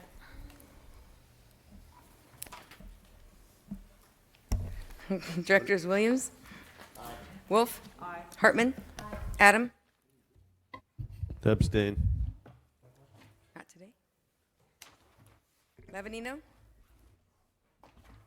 Aye. Richardson? Lizaldi? Aye. Mosby? Aye. Clark? Aye. Schneider? Aye. Patino? Aye. Sierra? Aye. And Chair Bennett. Aye. Motion passes 12-1. Okay. And One abstention. And Mr. Chair, members of the board, Director Schneider had asked a question about items coming to the sub-regional committees, if this type of item is to come back. And it is laid out in Ordinance 5 what items are required to come to the North County Committee and South County Committee. I can look further to see when we're in a situation where it affects funding for both, if there's flexibility. But it is laid out in the ordinance. I just wanted to clarify that. Madam Clerk. Item 10, update on SBCAG staff participation on state freight activities. Receive an update from SBCAG staff on recent freight network designation and funding activities conducted by the California Transportation Commission and Caltrans.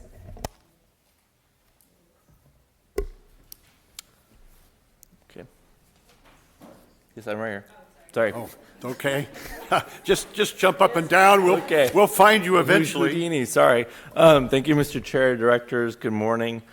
This is an informational update to your board. We'd like to share some good news with you on progress being made related to US 101.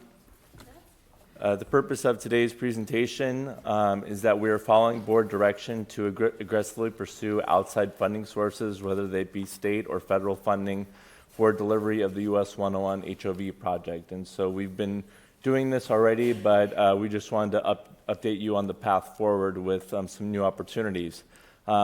Related to this is the designation of US 101 HOV Phase 4 as a federal freight corridor. And so this is something that we've been working with partners at the state level and with other MPOs to ensure that this occurs.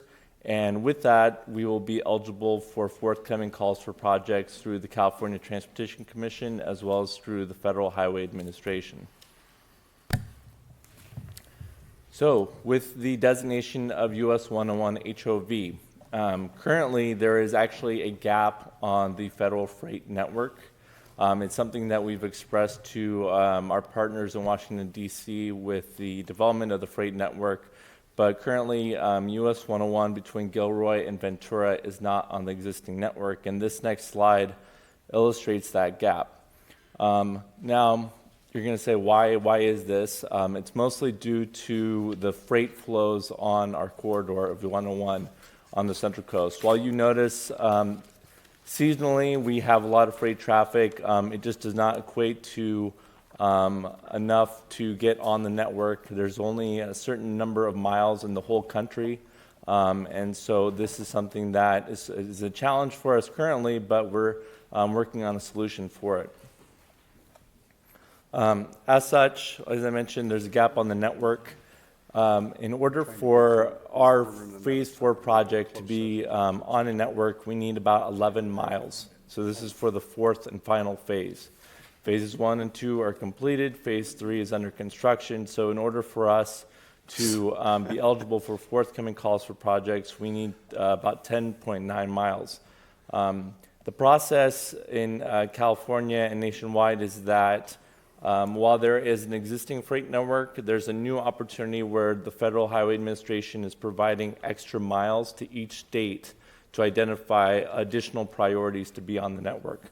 And so it's driven largely through the state and the larger MPOs, but we've been engaged with discussions with the larger MPOs, and we feel as that we're going to be able to secure the 10.9 miles. With that, we'll be able to apply for Phase 4 with the call for projects coming up. And one of those opportunities coming up is through the California Transportation Commission. They are going to be announcing a call for projects for about $556 million for a 5-year period. This is going to be for federal freight projects. And so what they have is federal freight funding available to the state, and they are going to work with all the MPOs and Caltrans on identifying projects for this funding. They have been engaged in a guidelines workshop process and will be adopting the guidelines at the May meeting with applications due July 30th. We feel as though the US 101 HOV project is going to be a good candidate for this funding, and so we will be working on submitting an application for the project. Once they finish the review process, we will have announcements available in October. I did want to make one note on this. There's going to be an opportunity through this program where the Central Coast is going to have its own corridor of funding identified through this opportunity. And so this is something we were able to work with the California Transportation Commission on. And so there's going to be a carve out specifically for Central Coast projects, and any additional funding coming in, whether it be through SB1, will create a new opportunity for the Central Coast. And so with that, we just want to provide a brief update to your board, and I'd be happy to take any questions or comments at this time. Any questions of staff? I just had a question. As I understand it from a previous meeting, the governor forwarded our recommendation to the federal government that for additional funds for Highway 101. And how does that relate to this, if at all? So yes, you're correct, Director Hartman. The governor had identified a list of high priority projects from California. This would be a separate process from this process that's being conducted currently. That process that the governor submitted for would be identification of projects for a potential federal infrastructure package coming from the federal government. Director Sierra. Just clarification. We're not designated as a freight corridor yet, and we are working on that federal and statewide. The CTC call for projects, is that for anybody, or is that just for the freight corridor? Through the chair, Director Sierra, that eligible projects for the CTC funding, right, you must be on a federal freight network. Okay, and it says that the applications are due by July. Do you think we'll have that designation by July? Yes, the state and the large MPOs are currently in the process of identifying the additional freight corridor, so we're hoping to have a resolution on that either next month or by June. The CTC is requiring to be on freight network when you actually receive an allocation, and those allocations won't happen until March. But we are working with the large MPOs to get the designation. Thank you very much. Thank you. If there's no further questions, I'd open it to public comment. Mr. Becker.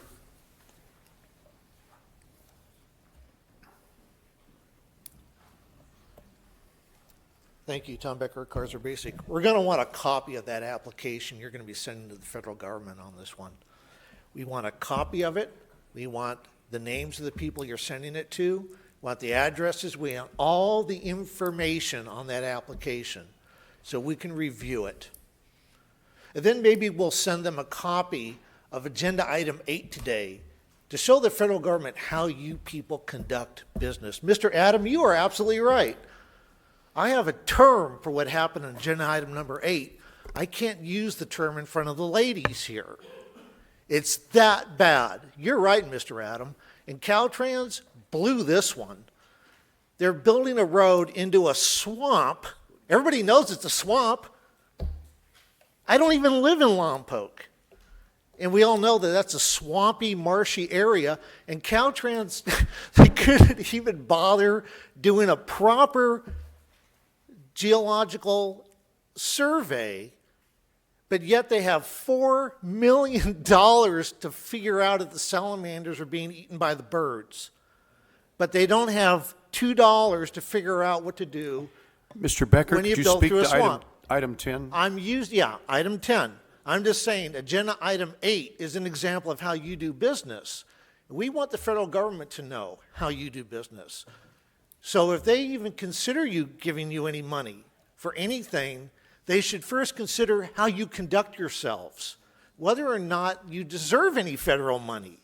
Maybe you should be spending your own money on this, since you're the ones that created most of the problem. And it's a laugh that the mayor of Santa Barbara would complain about North County sucking up the money when 2 years ago she advocated that people sue SBCAG over the HOV project. You know how much damage that did, Mrs. Mayor, Madam Mayor? Millions and millions of dollars in damage. And you sit there with a smirk on your face. Thank you. Thank you. Bring it back to the board. This was an update. There's no action necessary by the board unless there's any further questions of staff. We'll move on to the, excuse me, I was asked, there is one person that would like to make a comment on item number 9. This is the 1 minute. A couple of years ago, in front of the Santa Ynez High School at Refugio Road and Highway 246, there was a major traffic accident, which we lost the life of a student.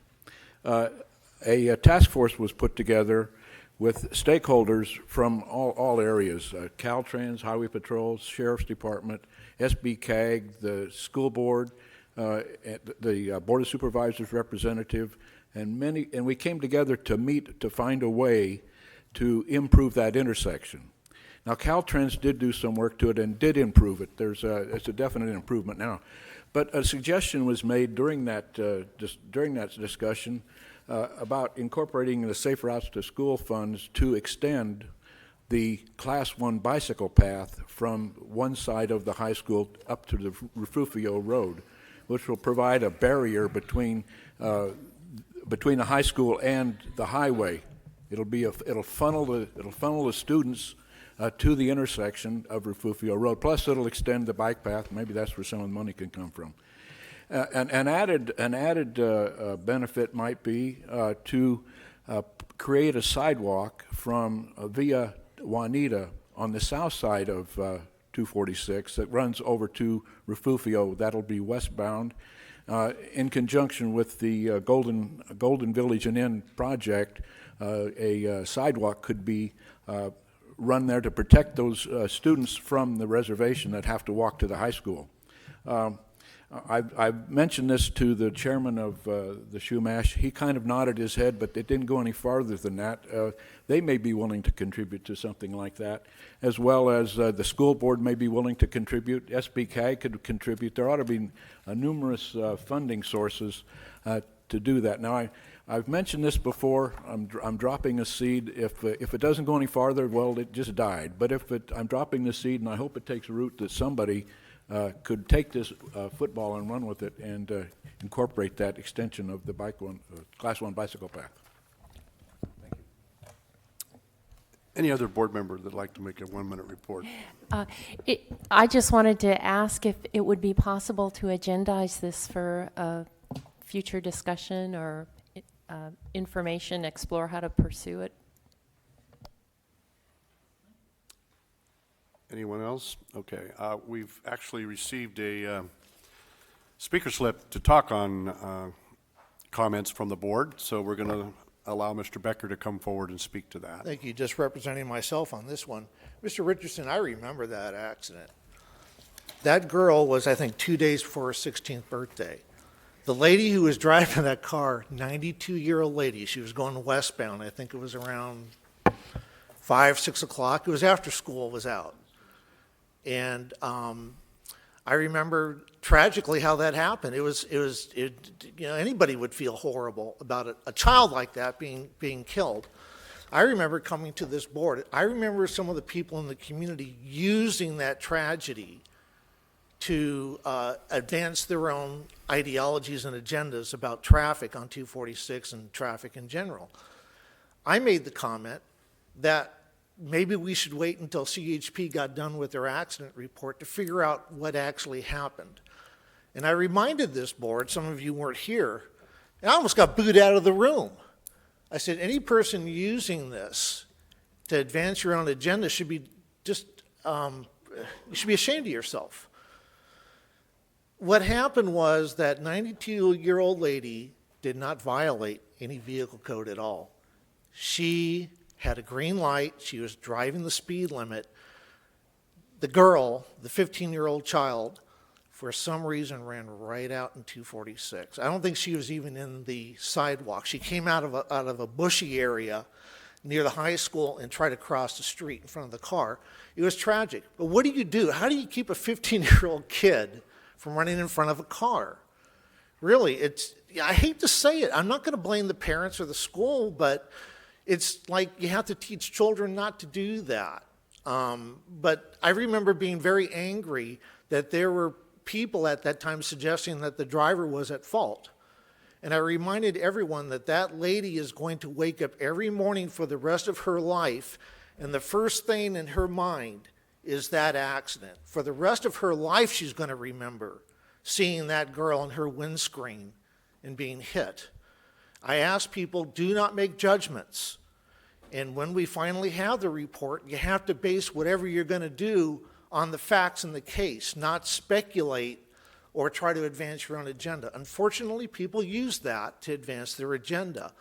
My idea is go into the schools and teach these young kids to don't run across that highway. It's dangerous. But yet people had their other agendas and their other ideologies and their other ideas. I think my idea would have worked better. Go into the schools and tell kids, don't run across the street. Don't run across the freeway. Look both ways. Use a crosswalk and be careful. You know, kids, they don't know. Even some adults don't know either. Thank you. Thank you. Madam Clerk, item 11. Executive Director's Report. Very short, Mr. Chairperson, members of the board. I just want to let you know Tasha Clemens from FHWA is here with us, and her staff, Michael Morris, and they've been enjoying our meeting today. And then the last, cutting it short, yeah. The last thing I would like to let you know is that our June meeting will be held in Santa Maria instead of Santa Barbara, so please mark your calendars accordingly. We'll make sure the agendas are properly noticed and posted, but I just wanted you to know that you might need to travel a little more than you think in June. Thank you. Thank you for that. We have a public speaker slip on this item. Mr. Becker.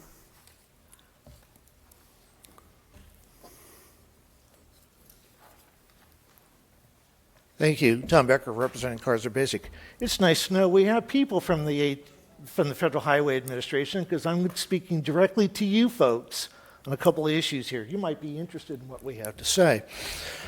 The executive director in the past has made comments about the possible use of federal infrastructure money that may be coming, maybe not. President Trump's talking $1 trillion, so some issues. The executive director has made comments. I don't wish to put words in her mouth. She can correct me if I'm wrong. But she said most of this idea about that infrastructure, the shovel-ready $1 trillion infrastructure, President Trump has made an issue of it that he wants it to be a public-private kind of thing where you have private companies and the government working together and getting the money. Now, the executive director said that the only thing that she can think of in infrastructure would be toll roads, where you have a government-owned road and then you have a private company collecting the tolls. Well, I'd like to remind everybody that oil pipelines are part of the infrastructure process too. They're controlled by the Department of Transportation. A lot of them, some are controlled by state. And the perfect example of a public and private partnership together would be oil companies developing oil resources in federal waters. That is probably about as good as you can get, where you have public and private working together to develop something and make money. The Secretary of Interior, Zenke, was in town on Monday, and Carson Basic had some people in the room with them. And we're very encouraged that we may finally break the vicious grip on the oil industry in this county and start developing our resources. Mr. Zinke seemed to be receptive to some of the things that people said in that room, and we're looking forward to that. And just remember that Carson Basic really likes President Trump. We support his agenda.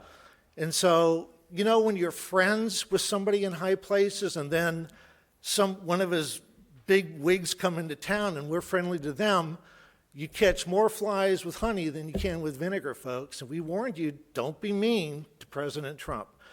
Finally, we're going to request again the agenda, federal legislative agenda that you people went to Washington, D.C. last week on. We did request that that be agendized today as a public discussion. Your executive director refused to do that. We're hoping we can get that on the agenda for May. Thank you. Thank you. Madam Clerk, item 12. Caltrans District Director's Report. Thank you, Chair, Board. In the interest of time, I will also keep this brief. In fact, the only item I just wanted to bring to everyone's attention, which I'm sure you're aware of, 2 weeks ago, the legislature did pass SB 1, which provides more of a sustainable funding mechanism for the state. I think regardless of the funding mechanism, over the last few years, we have all agreed that we need more sustainability and being able to count on the funds coming in. And what they've done will be bringing over $5 billion a year towards catching up on our deferred maintenance.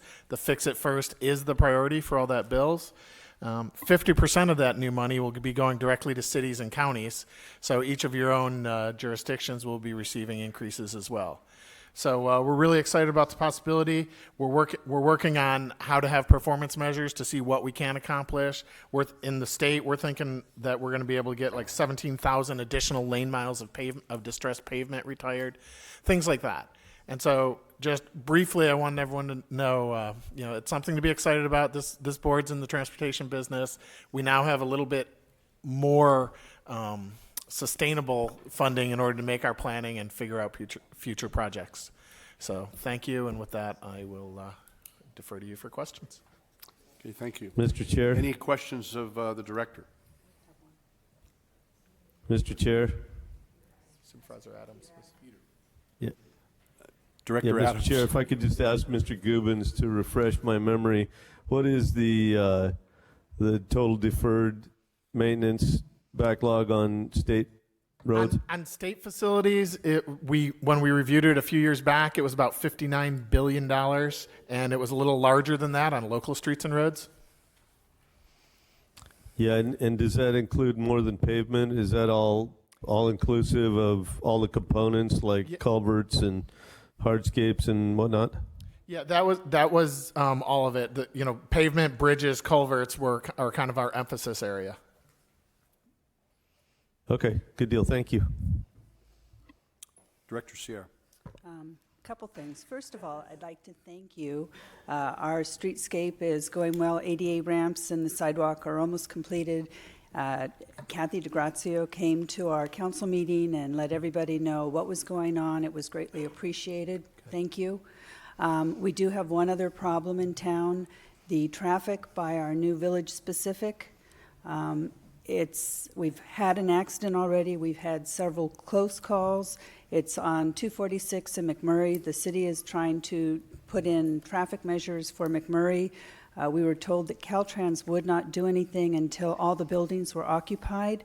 They're now 80% occupied, and we would like to work with Caltrans to figure out how we can get traffic flowing, whether it's something in the medium.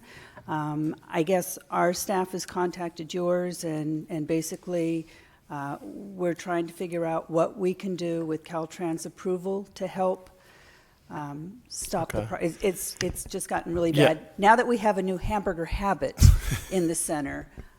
Yeah, I'm familiar with the development, and I know we were involved and commented on your staff when it was going through the approvals of what we thought we might want to see. So I can go back and check with my staff, and either of my staff work closely with your staff, or if you and I need to meet. I would truly appreciate it. If I were in the loop, that'd be fine. But if you could, if there's anything you can do, all we have right now is a sign coming out of the center on 246 saying no left turn, which is basically being ignored. And we've had accidents, we've had more close calls than that. And I know we've been waiting for the buildings to be occupied, but we're pretty much there, and anything you can do would be greatly appreciated. Thank you. Director Richardson. Tim, this is a high-level thing. I'm glad I'm being able to talk to you, but we have a pothole problem. On newly resurfaced 246, eastbound between Pine and Alamo Pintado Road. It's identified by the in the highway is printed signals ahead. The pothole is just off the A in the ahead, so it's easy to find. It's about 18 inches. It's brand new roadway. It's a shame. The last rainstorm took it out. So I will look at it, and I think this is a good time to remind the board. Some of the individual members have asked me about this, and if there's a better way to communicate some of those things so that you don't have to wait for the board meeting or to have me filter it to get to my staff. So if with the board's knowledge, I will forward on a website through your exec director to distribute to this board where you or any of your constituents can just directly go in and say, at this route, between these two blocks, here's a maintenance request. We call it our maintenance service request. And then if they put in an email or some other contact info, if we have further questions on what it is, if it's more than just a pothole, we can get back, or we can tell them when we finish it. So I will provide that to your exec director to distribute, and maybe that will be actually more effective. actually, we did that. Oh, good. And did just you get a reply? But just recently. Okay. But we had tried telephone calls, and that didn't work, so we did go to the maintenance request. All right, So thank you. I just wanted to bring that to your attention. Okay, we do have a, excuse me, Director Mosby. Sorry. Just one thing fast here, on a letter that Caltrans had supplied to this board here a couple of meetings back, regarding a farmer directing tailwater and flooding Highway 246. It is on our next council agenda, and maybe somebody want to be there. I know this board didn't take any action on it or comment on it, but hopefully I'll have something to report back on that one. But hopefully one of your people can be there or supply me with something else. Thank you. Okay. We have a public speaker request. Mr. Becker.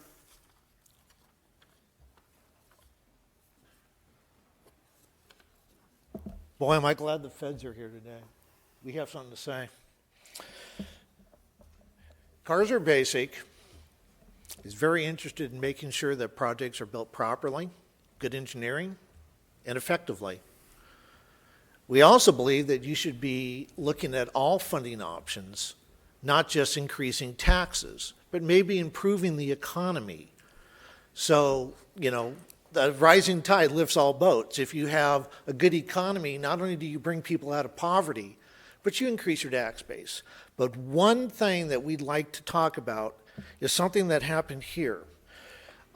We are concerned about the MOU that you signed last month. It was Agenda 5G, where you've authorized $850,000 of federal funding, some of that matching, we think, for the design phase of the San Ysidro and Olive Mill intersections.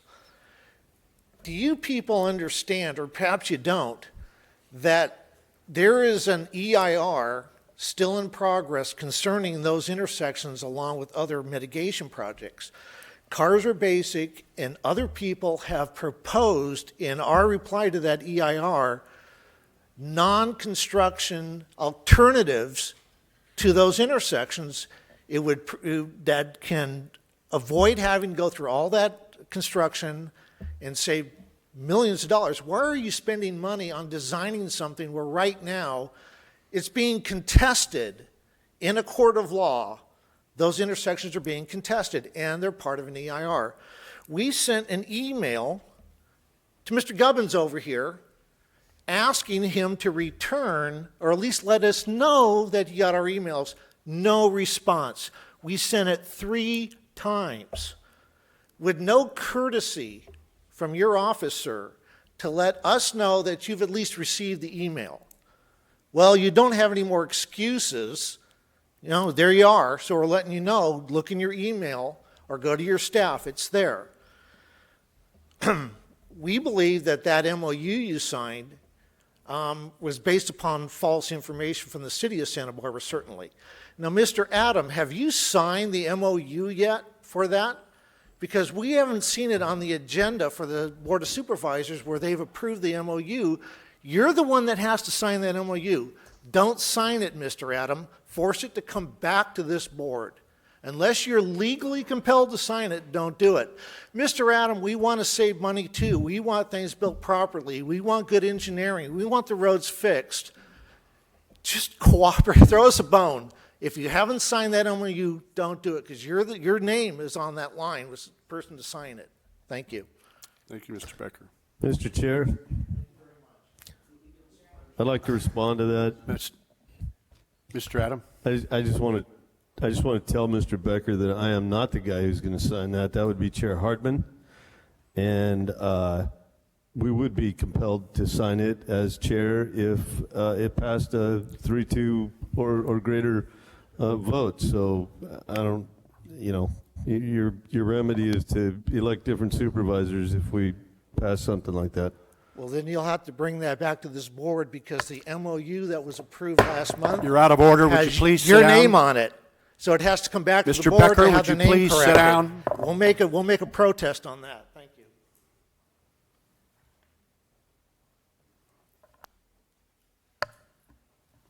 Madam Clerk, next item. Committee meetings. Director Schneider. Thank you. I'll just wrap the 3 meetings into 2 main points. Issues with rail continue to move forward. 2 items. The LoSAN board is meeting in Santa Barbara. Could you pull the microphone up? The LoSAN board is meeting in Santa Barbara at Santa Barbara City Hall on June 19th at 12:30. So if you'd like to meet other LoSAN members or not have to travel to go, then that's happening in June. And then there's a bill that we're tracking, and I believe it's in the legislative platform. I don't know if SBCAG has sent a letter yet, but I would suggest we do. It's SB 477. It gives permission for the LoSAN corridor or the San Joaquin corridor to bridge the gap between Paso Robles and Salinas, of which right now is not part of any rail corridor. It's sort of an orphan. And so the CRCC is really pushing this bill. It doesn't require LoSAN to do so. It just would give permission to allow that to happen. It's going through Sacramento right now. So I would suggest if we can look in our ledge platform, it should fit right in. But if not, maybe we can bring that back to have a supportive letter come to, from SBCAG. Thank you. Director Sierra.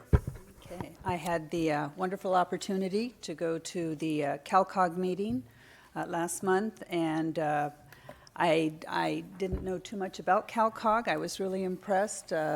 We spent a lot of time listening to a lot of different lectures, roads to disadvantaged neighborhoods, bike share, new technology for developing roads. It was kind of an overload, almost 2 days straight, different lectures about how California's roads are doing, and I appreciate the opportunity. Thank you very much. And item 15, would County Council report us into closed session? Thank you, Mr. Chair. We have 2 items in closed session today. The first is existing litigation, Transportation Futures Committee versus California Department of Transportation, consolidated case number 1468955. And the second is anticipated litigation under Government Code Section 54956.9, one case. Thank you. We shall recess to closed session.